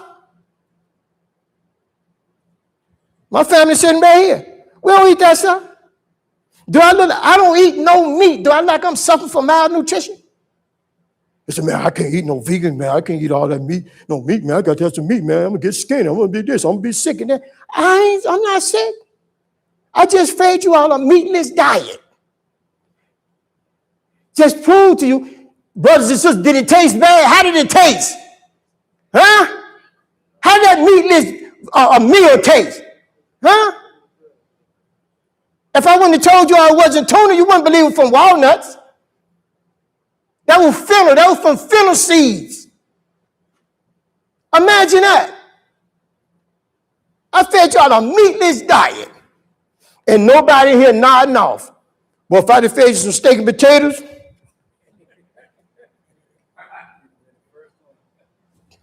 what did he say? Huh? Let's be real. Am I right, Vato? Huh? We be kicked back, staking up all the place.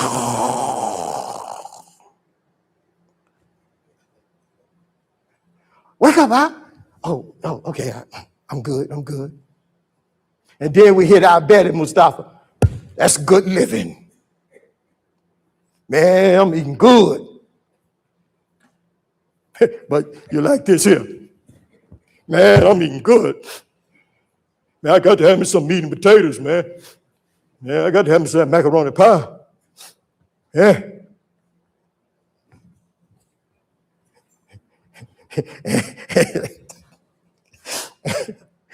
And the doctor say, after you eat that macaroni pie and them steaks and potatoes, he said, that'll be $500. And we're going to write you a scripture, Mr. Muhammad. That's another 300. And then we're going to see some blood tests. That's another 1,500. Is it worth it?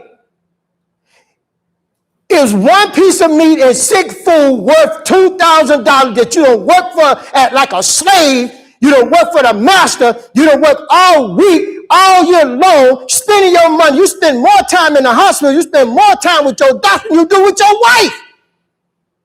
Every week we look up you in the doctor's office.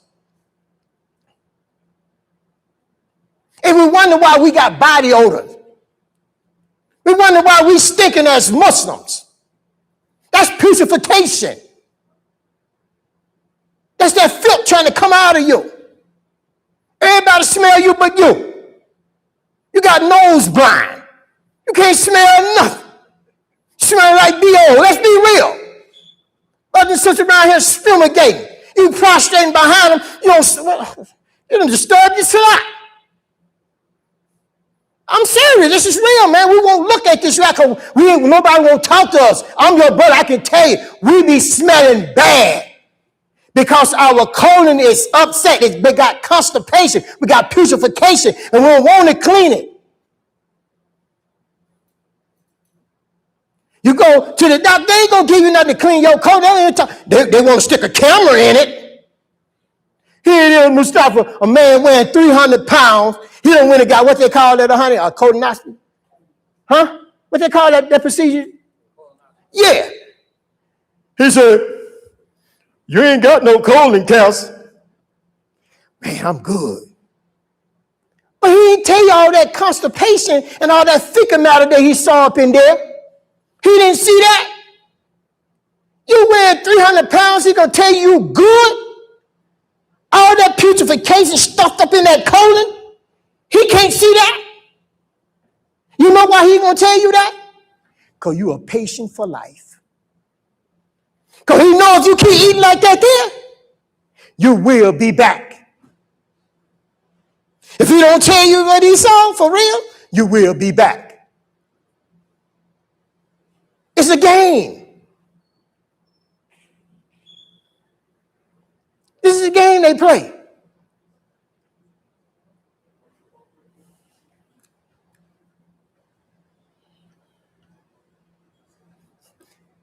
It's a saying of the Chinese. They said 1,000 prescriptions and they ain't healing nobody. They write 1,000 prescriptions and don't heal one person. Okay, look up and see how many people died from a medical prescription last year. I'm finna prove a point. Because some of us don't believe. Some of us don't believe in Allah's herbs. Some of us don't believe that Allah Azza wa Jalla have healing out here. The Sheikh said it. Allah created, he sent down the disease, he sent down the cure. He who know it, know it. He who don't know it, don't know it. Because your Dr. McGillicuddy don't know it, that don't mean Dr. Muhammad don't.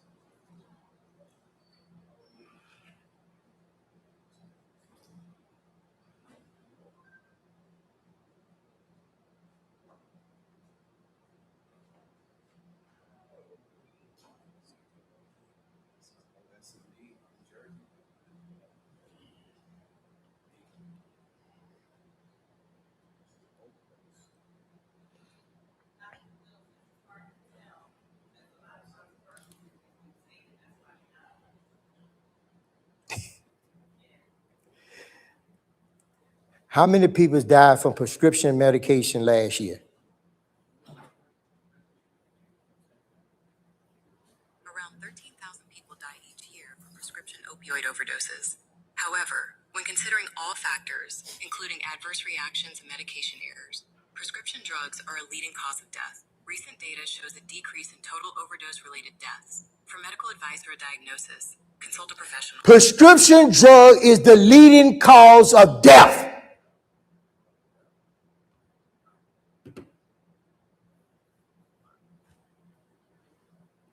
How many people died from herbal overdose last year? How many people died from herbal medicine last year?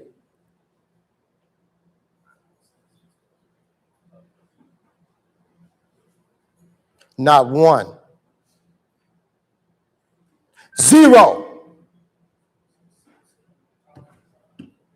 So we're going to trade a killer from a healer?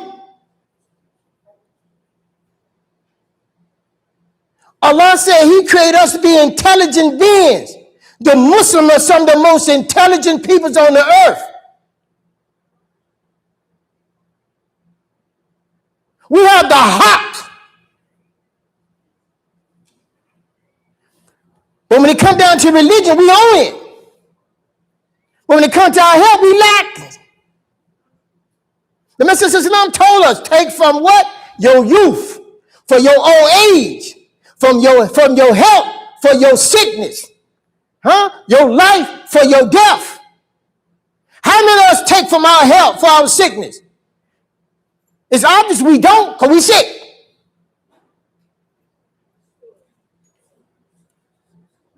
May Allah Azza wa Jal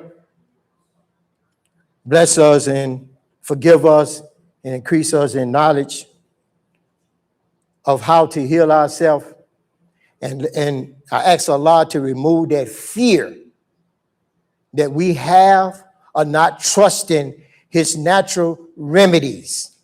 I mean, I'm going to conclude this, and if any brothers have any statements or question and answers, now is the time, because soon we'll be off in the salat. Subhanaka Allahumma wa bihamdika ashhadu an la ilaha illa anta astaghfiruka wa atubu ilayk. Alhamdulillah. Anybody have any questions or statements?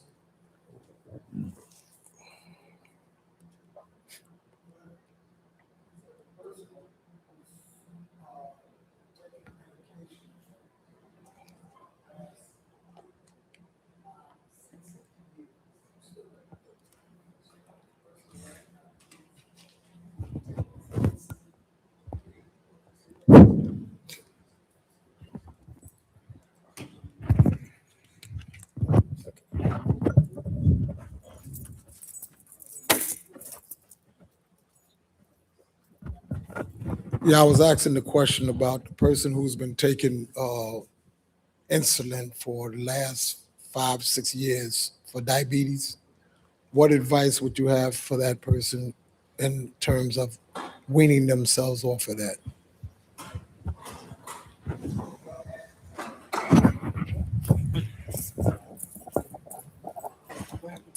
That's for the Facebook. This is YouTube. The brother asked the question, if a person been taking diabetes medication for so many years, what is the solution? What is the advice to give the person? First of all, we have to find out what is the cause. What caused that person to get diabetes from the get-go?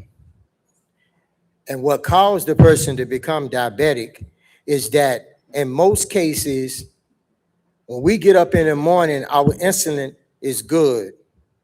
As soon as we go and drink some coffee and put some sugar in it, it spikes the insulin. So we do this year after year after year.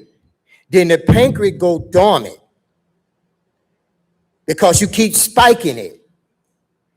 So now when your sugar go up, you go to the doctor, and the doctor tell you become a diabetic.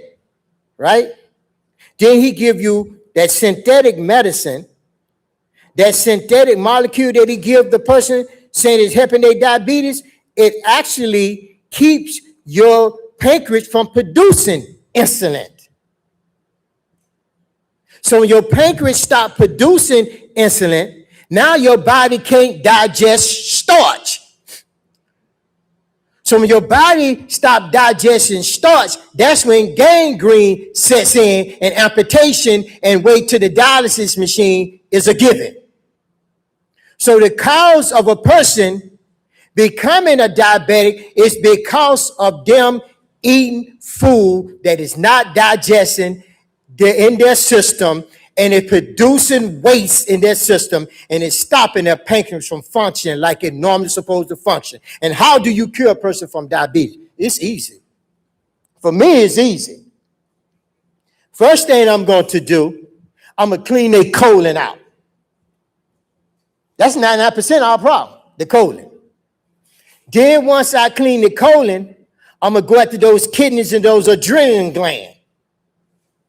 Then I'm going to go after the lymphatic system. The lymphatic system is what going to remove the cellular waste. That particular waste is what helps the kidneys and the adrenal gland from filtering out the waste. So the lymphatic system removes the cellular waste. Then I'm going to put them on what? Kidneys and adrenal gland. That's the detox. The kidneys and the adrenal to put it back online. And then I'm going to clean their colon. Because if I don't clean the colon, most people that have been on my diet, they know I start cleaning the colon first. Because if you don't clean the colon first, all the toxicity that's in the other organs is going to spread in your body, and they're going to make you feel worse. Because the toxins is releasing themselves. But when you clean the colon first, the colon pulls the toxemia down to the colon out of those organs, and it goes in the toilet, and then you add the new. You can't mix old with bad. You can't mix good with evil. One going to outweigh the other. So you start with the colon, then the lymphatic system. If you just do a lymphatic and colon cleanse, and go on a raw fruit diet for 14, 16 days, I'm 100% sure you will be in a better position than you was, and you will see your body going to depend on less medication. And if you on medication and you want to get on a cleanse, you need to take that medication an hour before or after. And guess what's going to happen? Them herbs is going to start making your body detox, and you can become less dependent on that medication, and you're going to look up, you're not even taking it no more. The herbs is superior. Don't let them fool you. They are superior. Their medicine is inferior. Their medicine only been around 125 years or more. And herbs came with the earth. Allah said He's sitting down the food. We have to ask ourselves this question. I ask my family this all the time. Why Allah speak more about fruits and vegetables than He do meat? Why you always tell us about the trees and the fruits we're going to get in Jannah? The rivers. Why? These are healers. Everything that Allah talks about in the Quran is a healer. And He tells us, even with that, don't be excessive in it. This is our problem. We eat too much. You could just go on a 73-hour nothing but raw juicing and don't eat no food. You will like subhanAllah, your energy level go up. Your constipation will start leaving. Your stamina will go up. Your eyesight improve. Your first brain is in your gut. These are lenses. These are lenses that you see out of. Your brain is in your gut. Clean your gut and you'll clean your eyes. Your sight will improve. It's dirty. Like these magnifiers. These ain't shade. These magnifier glasses. These magnifiers. I lose them sometimes to read. They dirty. Once I clean them, it clears up. You clean the lens, from the gut, it clears up. That cataract and all this stuff, it'll go away. So the person wants to cure themselves of diabetes, they have to clean their gut, their kidneys, and their adrenal gland, and they have to go on a pancreatic cleanse. I don't care how long you've been on it. That's easy. High blood pressure, easy. We have a brother, he had a prostate problem. Went to Morocco, they couldn't help him. Went to Saudi Arabia, they couldn't help him. Saudi Arabia sent him to America. Stage 4, cancer, prostate. 304, 313 PSA. 313, and bone marrow cancer. Come here in January. All I bear witness, my tongue speak the truth. Came here in January. He went to the doctor, they told him, oh, we're going to set up, we're going to radiate you. But this what got him. They said, we're going to give you a medication. It's going to stop you from wanting to have a desire for your wife. We got to stop that first. He said, hold up, doc. What? She said, we got to start that first before we give you these chemicals. I said, I don't know about that. Thing, Brother Khalil, I didn't see you. I'm on my way in. Met him. He looked broken. When I heard him, I thought I was going to break his body. He was so fragile. Wallahi, he was shaking. I took a bottle of my iron I just passed out. It was an 8-ounce bottle. I made him drink half of it. I said, you drink half of this, me and you going to talk. 15 minutes later, he said, oh, what was that you gave me, man?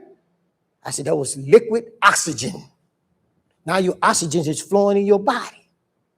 He said, subhanAllah. And you can see life coming back into his body, just standing there. I put him on the diet. He stayed on the 15 days. Went to the doctor. PSA went from 313 to 33. 1 month. Bone marrow cancer gone. Doctor's like, what are you doing? He said, I don't know. Brother, I met a brother. He told me to change my diet. I did that. He gave me a detox program. The doctor said, what was it he gave? He said, man, I don't know. I can't put down some herbs. I know some herbal remedies. I know he gave it to me at work. Because you telling me my numbers done went down. He said, well, you ain't out to work yet. They still got to squeeze you a little bit. They don't want you to trust the process. Well, give us another month. You come back with the numbers still 33. We still got to do the procedure. I said, Aki, say Bismillah. He said, Aki, I need another regimen. Took him to the second stage. It was 3 stages, the second stage. This time, and y'all gonna find it funny, but it's real. I gave him a half a gallon of horseradish root, garlic, and apple cider vinegar. When I tell you, Sheikh Abdul Aziz, out of all the herbs that I make, my family can tell you, I hate making that. You can't even breathe. I have a mask on, I'm still feeling it. I got goggles on, it burning my, I have to take and put a fan in front of me when I'm making it. To keep, it's so strong, but it's powerful. You take that horseradish root and that garlic and that apple cider vinegar and you cook it for 12 hours and you take a tablespoon of that 3 times a day between meal, oh, you're going to feel it. It's going to hit that stomach. Bam! And you're going to start sweating. Huh? And guess what the next thing you're going to do? You're going to start feeling your body relax. Then that pulse that's holding them cells there going to start dissolving because that's what the horseradish and the garlic do. And the apple cider vinegar going to suck it out of there. Huh? So I gave him a half a gallon of that. I gave them kidneys, a liver. I gave them pancreas, thyroid, pituitary. I gave them iron. I gave them sea moss. Gave them a whole nother regimen. A month later, go back to the doctor. I told him keep going because I wanted to keep records, Sheikh Abdul Aziz. So people won't think I'm lying. I got this record right here in my phone. It went down to 6.0 from 33. Huh? Doctor said, we need to get it down to 0. They playing now. The 6 is good, but we need to get it down to 0. So the brother said, Nick, you doc, I got to go to Morocco and see my family. He called me from the airport, said, Aki, they say it's number 6. When I come back, can you get it down lower than that? I said, no, when you're in Morocco, you're going to get it down, inshallah, lower than that. I said, when you get to Morocco, I need you to go buy a case of oranges. I need you to go on an orange diet. And when you come back here by Allah's permission, it's gone. He come back, it was 0.4. Huh? This from Allah. This is from Allah. Then he said, I got to go to Saudi Arabia. The doctor checked it again. It was 3 weeks after he came. 0.0. Doctor said, you don't have to come see us no more. You good. SubhanAllah. The brother called me about 3 weeks ago. He said, Aki, Allah blessed me to get up.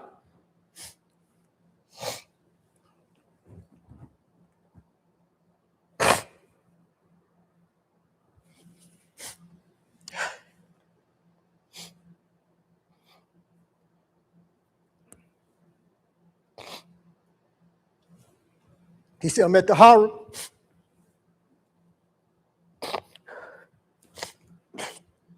And I'm making dua for you and your family, Aki. I said, Sheikh, that means more to me any money, anything somebody could have given me. Allah know I don't do this for wealth. I do it because I love my people. And I know this is the way. This is how I come up, Sheikh. My grandmother was an herbalist. My grandmother was an herbalist. And I inherited from them. I never been vaccinated. I never took their medication. Never. So I can tell you how the opposite side of the coin look. I'm a living witness it worked. My family's a living witness that it worked. You sisters don't give up. Don't let them tell you about menopause. Menopause only that your fallopian tube is full of coal and inflammation because of the diet that you're eating. You're not drinking enough water. You're not hydrating yourself. You're mineral nutrition deficient. You clean the fallopian tubes out. I have a tonic they call Wound Revitalizer. Every sister that took it didn't have no menses, but when she took it, she had one. Menopause went away. One sister called my family and say, don't tell your husband, I ain't trying to have no more kids. Mrs., come back. Oh, yeah, you tell them, I don't want to take no more of that stuff. I ain't trying to have no more kids. Hey, what are we going to do, Mustafa? You understand? They've been fooling us, brothers and sisters. And I thank Allah for this opportunity. And one thing we know, truth is not measured by numbers. Truth is not measured by numbers. Because you see a lot of people falling away, they don't mean they're upon the truth. How I know the truth is not measured by numbers. Allah Azza wa Jal says in his book that most of them are not believers in Allah. So truth is not measured by numbers. I don't care nothing about no crowd. The Messenger of Islam said, if you save one person, it's after you save what? The whole world. Just one. So how many brothers and sisters in here? First of all, is there any more questions and answers before I conclude it? Yes, Sheikh.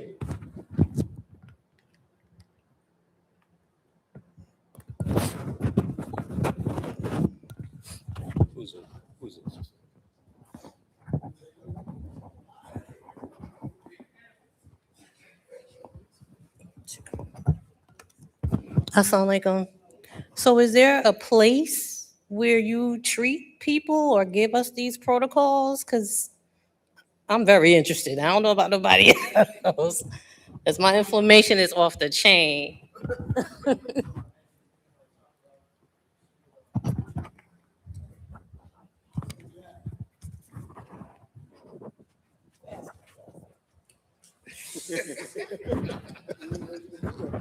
We didn't know you can move that fast.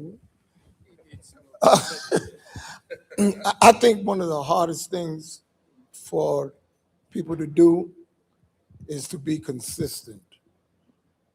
I think that's the hardest thing. See, even when we go to the doctors and they tell us to take this and take that for so many days, some of us can't even do that.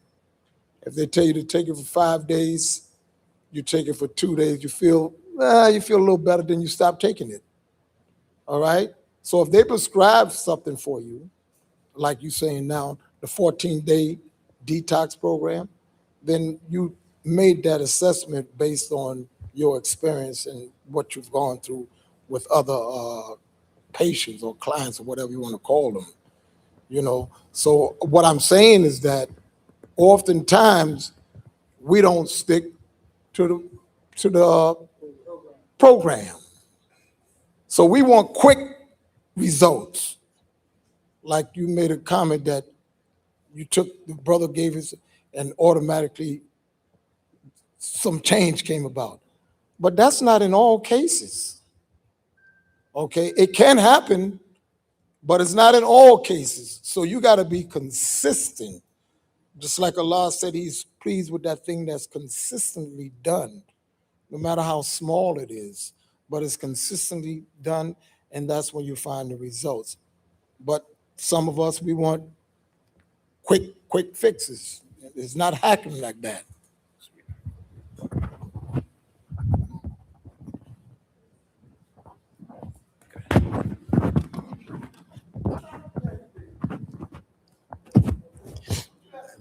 That is absolutely correct.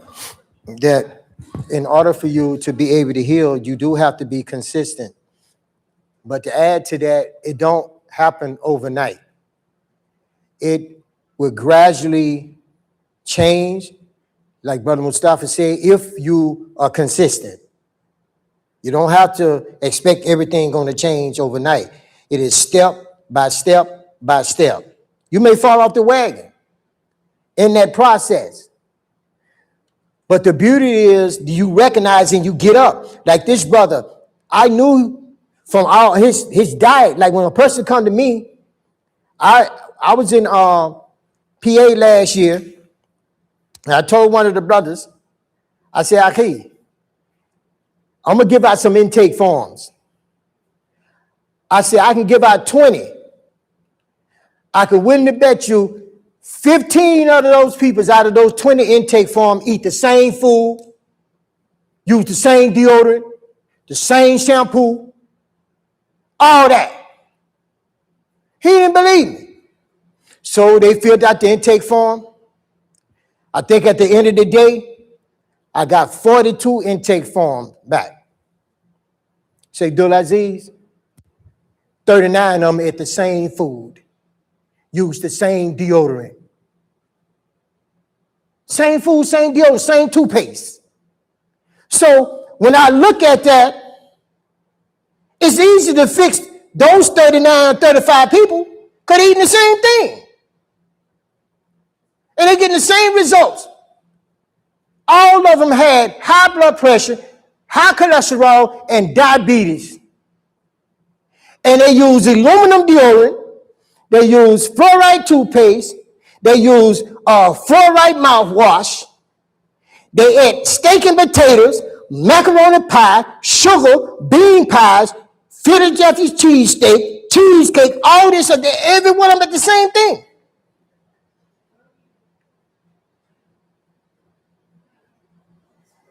So you get the same results.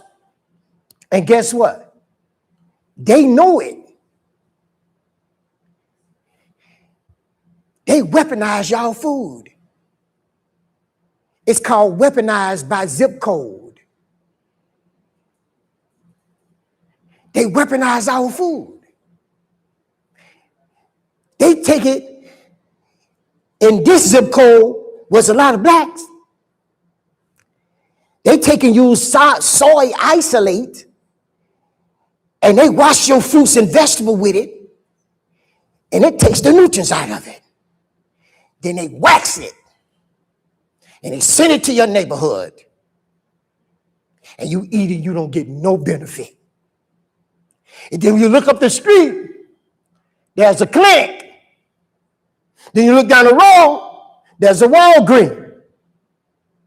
Huh? Because they already know you coming. Because you don't know that you're living in the wrong zip code. Lived in a zip code, but shop in the zip code where people got money because they don't play. Oh, yeah. Go to Upper Mount Clair and look at their meat and go right down here and shop right. You ain't gonna smell no bleach in Upper Mount Clair in their grocery store. When you go and shop right, you smell bleach in there around the meat. It ain't they cleaning the floors. They bleaching out your meat. They take that rotten meat, let's be real for a minute. They take that rotten meat, they take it in the back, they bleach it out, and they put meat glue in it to make it look red. That's right. Then they put it back out there. And then the meat that really get bad, they take it and they roast it. And they barbecue it. And they send it to y'all as a whole bird.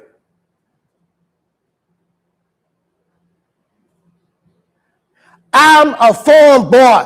Meat do not stay fresh over 24 hours.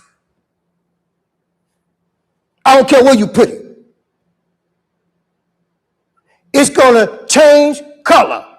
It will not stay red. Where's the proof? Run over a dog, and you see his skin. That meat gonna look red. Got blood in it. Huh? Come back days later, it's gonna look gray because it's rotten. So you telling me that meat that they have out there that people buying, that meat is fresh? A lot of us Muslim, we shouldn't be. You up in Witness, McDonald's, Burger King, Chick-fil-A, Popeye's chicken. Most of that meat is made in a laboratory. Abdulaziz, they say you got 7.5 billion people on earth. Let's do the math. 125,000 cows. Huh? 200-some thousand lamb and goat together on earth. Huh? McDonald's probably got 75,000 franchises. Huh? So there's more peoples on earth than it is cows and animals. How they feeding the world meat? Where's this meat coming from?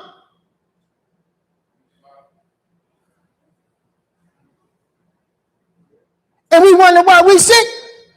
Where's this meat coming from? 7 point some billion people? maybe my math is wrong. You can take 125,000 cows and feed 7.some billion people. Well, man, we'll just do this here. We'll just say 2 billion. Just say 2 billion to be on the safe side. 2 billion. You still ain't got enough cows and chickens to feed no 2 billion people's meat.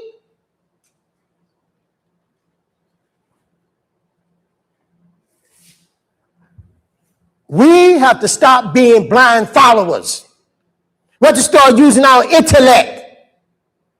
Start questioning these things. And then you'll find out why you're sick.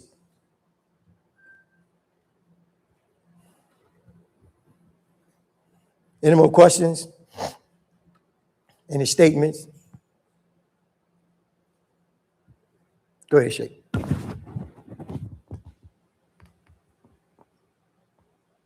Okay, take this to the boat.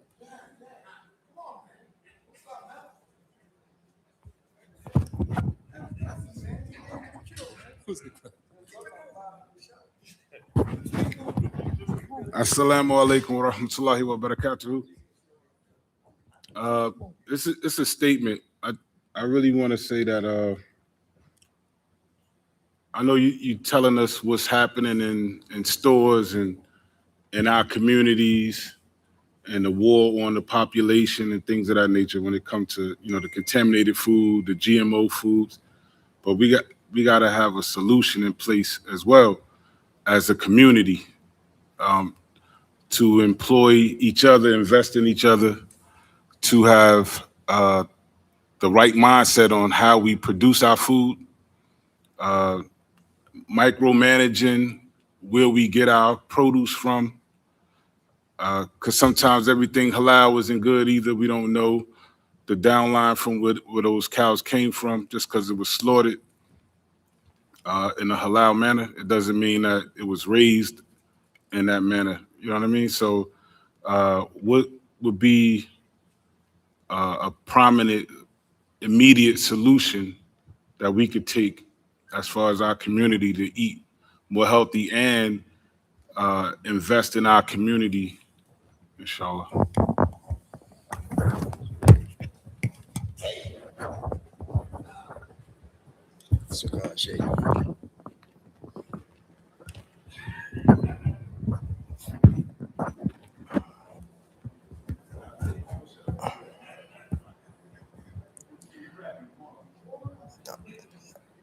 Bismillah. I think what the brother is saying is absolutely correct, especially when it come down to Zabiyah. A lot of us is up under the belief system because we walk into a halal meat store that meat is safe. It's not your fault. Allah ain't gonna hold you accountable for it, but the one selling it, he gonna be held accountable for it. Because most of us don't have a farm where we growing meat. When I was 19 years old, I worked with this brother named Brother Sunni Muhammad, rahimahullah, and we used to go to Sanderson Farms. And we used to get their chicken. We used to go around and put our halal clamp on the chicken feet. We stand on their assembly line and we wait till we see our chicken come and they're slowed down enough. Bismillah Allahu Akbar. Bismillah Allahu Akbar. Bismillah Allahu Akbar. I didn't know no better then. Bismillah Allahu Akbar. But when I got a little older and I started investigating, I found out that they was putting growth hormones in these chickens. The growth hormones and estrogen that make the chicken come from a bitty to a chicken in 3 months. And when they put that synthetic molecule in that chicken produces cancer. And that same chicken, Our brothers that own these markets go and get it from those kuffar that growed it with that haram feed and that haram molecule. And you eat the chicken, and you getting them same chemicals, them same growth hormones in your system that they put in from them chicken because they got it from the kuffar. So when you eat that chicken, especially your children's, the girl, like I said earlier, she started 6, 5 years old. In Puerto Rico, they just did a thing that girls was in Puerto Rico, they was getting their misses at 5 or 6 years old. But I looked a little further inside, do they eat a lot of chicken? Yes, they do. So those the synthetic molecules they put, it affects your body. Huh? So brother can't stand in front of me and say, oh, yes, okay, it's halal, bismillah, you did, but did you feed it halal food? Did you use any type of synthetic molecule to go into that chicken? Because you're going to have to answer for that. Because if it's making the people sick, tell the people, okay, I didn't grow this, it comes such. No. Even with the cows, it takes 9 months for a cow to become a full cow. In their process, 3 months. 3 months, calf cow. And we eat it.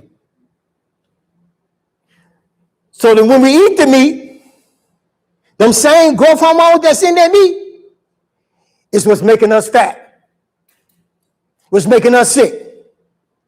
The chemical didn't just leave out. It's still in the meat. And you eat the meat. And you get sick. It slows down your digestive system. And to be able, the brother say, how we'll be able to, build a community and resources and things to be able to, rid ourselves from this. The first thing I say we need to do, we need to clean our body. Once you clean your system and you start and stop eating, I could go to the grocery store, spend $100 on fruits and vegetables and come out with a whole lot of them. You go to the grocery store and spend $100 and buy you some canned goods and some boxes. You may come out with 10 or 20. You may come out with that. $50, maybe 5. But you'll spend more money on some processed than you will something not processed. Huh? So in order for us to be able to build a community and pool these resources together, we have to disconnect ourselves from the doctors. How you disconnect yourself from the doctor? Start eating right. Then we can put these programs together. The man can't even, they may get what? $15,000, $2,000 if that every Yom Jumu'ah. The doctor get that in one rip, Sheikh Abdul Aziz. He get that in one rip. Co-payment, prescription, blood test, MRI. He got you. 2,000 easy. How they get it that easy? Because we, as a people of color, we don't know what to eat. Nobody sitting in here can tell me they know what the black people's American diet is. When you trace it back, it go back to the slave master. And that food he was giving us wasn't to keep us healthy. It was keeping us long enough to work in them fields. And we still eating like slaves because we still sick. We don't even know what our diet is. We eat Chinese, we ain't Chinese. We eat Italian, we ain't Italians. We eat Russians, we ain't Russians. We eat Indians, we ain't Indians. We eat Arab, we ain't Arabs. What is our diet? Because it's obvious everybody else diet we've been eating, it ain't helping us because we sick. Why they're not sick? We We the sickest one, and we doing taste testing. What you want today, honey? Well, I want some Chinese food. I want some fumi yang.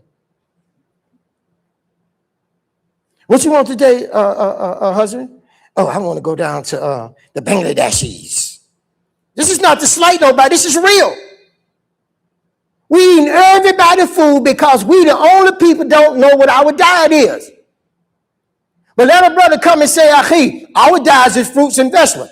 Nah. Our diet is mushroom. Nah. Our diet is seed. Nah.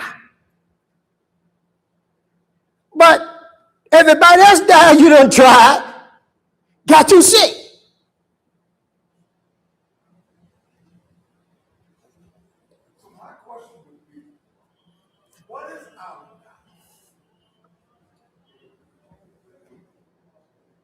Fruits,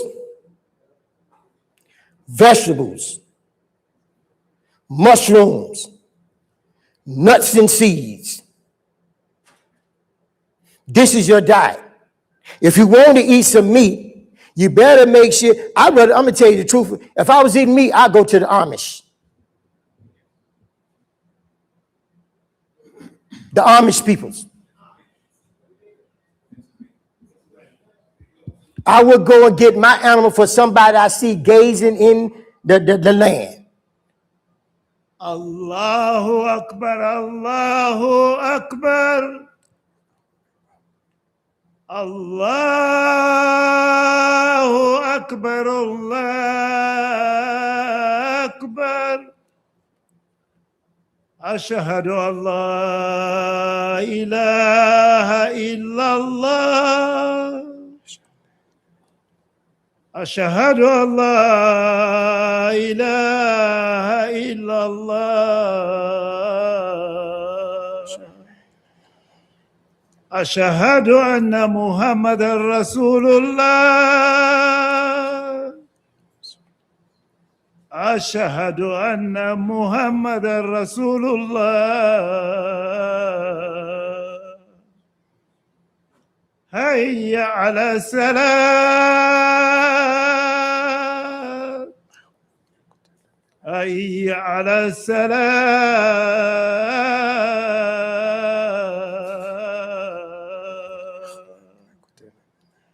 هيا على الفلاح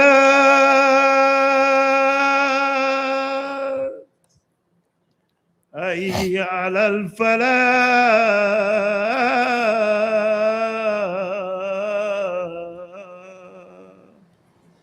الله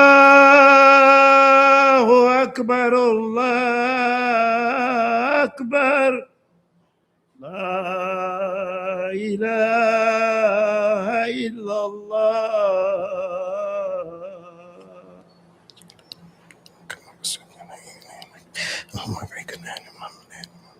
Come on,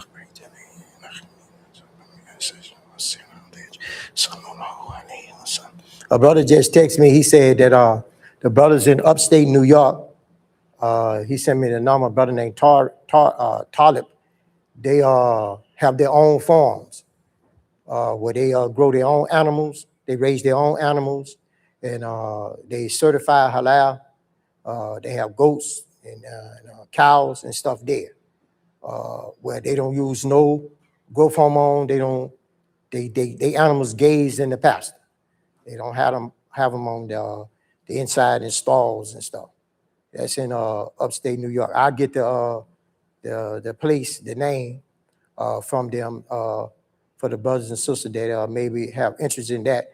But right now, we shouldn't be eating meat right now, especially when you having illnesses, because your body is congested and you can't keep compounding the problem. You have to come to a conclusion that I need to change. You can't be looking at yourself in the mirror every day and knowing that you're obese, knowing that 10 years ago you didn't have this belly, 20 years ago you didn't have this problem. You understand? So we have to come to that realization that we have to change. It ain't no overnight. It's a process. It's step by step by step. the first thing that I would do is get on me a detox program. Some people's may need more than others. That's why me and my family, we customize the diet. That's why I ask the people what they eat, what type of medication they on.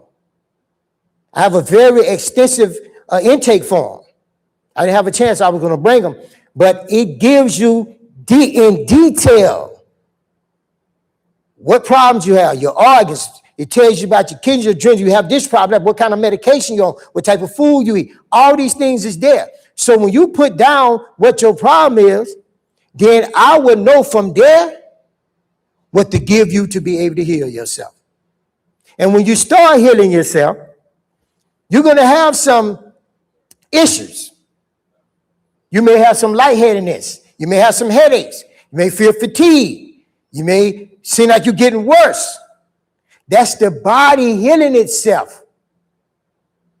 This is what the stage the body has to go through to heal itself. This ain't no quick fix. It's no quick fix. But the key is start from somewhere. Even if you have to do 3 days. Just start with 3 days. Then from that 3 days, add on. If you built like that, you're strong in that, get on a 14-day detox. But you have to start from somewhere. Everything is in moderation. You have to start from somewhere. We can't keep sitting here and the imam calling for us to build a house for Allah. How are we going to build a house for Allah? And we helping the doctor them build their house. How? We need a Muslim school for our children. We can't do that every time we look up, we're in the doctor's office. The last time the doctor seen me, for real, was August the 14th last year. I had a car accident. I'm in the doctor's, Mustafa. My wife will tell you, I'm in the doctor's office. They roll up in there telling me, well, we're going to give you an MRI. We're going to give you this pain medication. We're going to give you this and this. And I said, oh, hold up. I said, you're working for me. I'm not working for you. You're not telling me what you're going to give me. I'm going to tell you what you're going to do. This is what you're going to do. You're going to give me some x-rays.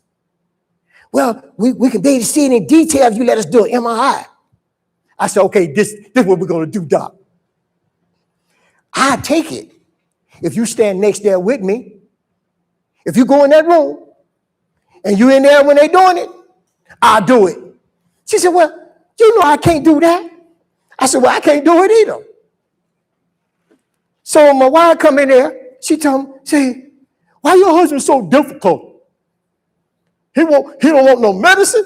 He don't want to do no MRI. He don't want to do none of that. She just shook her head and looked at me. I said, Doc, I can heal myself. I just want to know, do I have any broken bones, any injury? And your x-ray will be able to tell me that.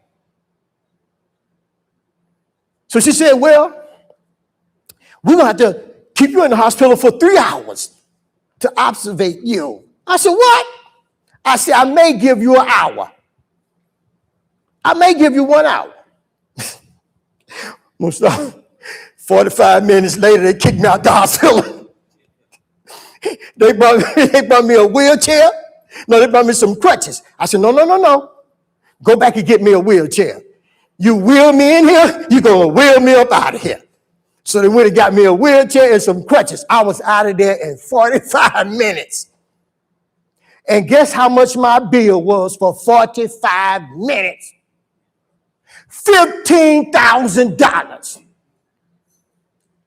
I told my lawyer, I said, what? She said, well, I'm going to call him. We're going to get it down to $3,000. I said, tell him I'm not paying that. They're going to have to tell me and show me what they charge me per hour. I wasn't even in there an hour. You're going to charge me $15,000 for some x-rays? I didn't take your medication. The doctor, she get mad and roll out the room. So what are you charging me all this money for? This is what I'm trying to tell y'all. It's a fix. It's a game. That's all it is. You remember, man, we used to go to the hospital, man, you out in 20 and 30 minutes. Now they got to keep you in there half a night, running your bill up. May Allah give us success. May Allah forgive us. May Allah continue to guide us. Inshallah, I have some cards over there if any sisters or brothers want consultation. They want to call us so we can be able to start you on the health journey. Feel free to do it. Subhanaka Allahumma wa bihamdika ashhadu an la ilaha illa anta astaghfiruka wa atubu ilayk. Alhamdulillah.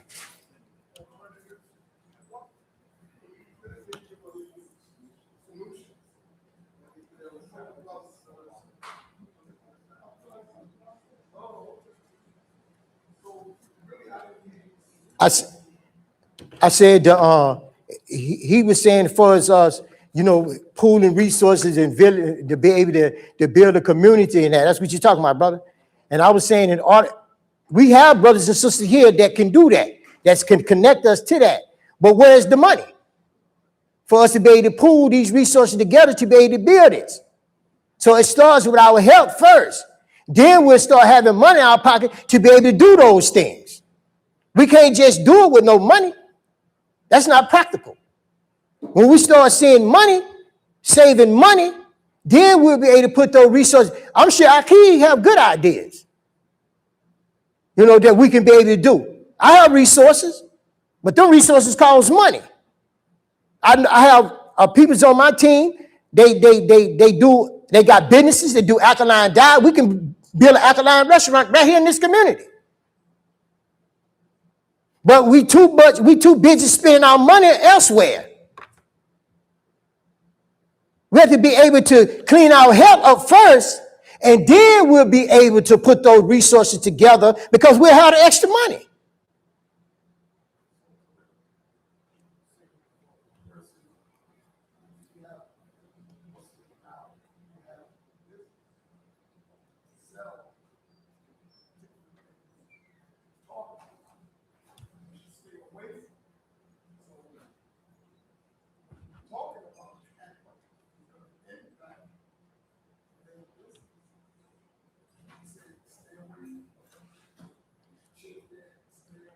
We got to talk about the elephant in the room, Aki. We got to talk about the elephant in the room. I'm not telling brothers and sisters not to eat the meat. I'm saying that you have to be careful the meat that you're eating. And then don't use it as a yardstick for your health. Start making the meat a side dish and your fruits and vegetables your main course. That's all you got to do. Switch it. And then you'll start seeing your health improve. Because now your body won't be congested with this meat every day. We're eating it 3 times a day, 7 days a week. So when we start eating in moderation, and then our lifestyle will change. Your body's going to naturally heal itself. Ain't nobody over this body but Allah.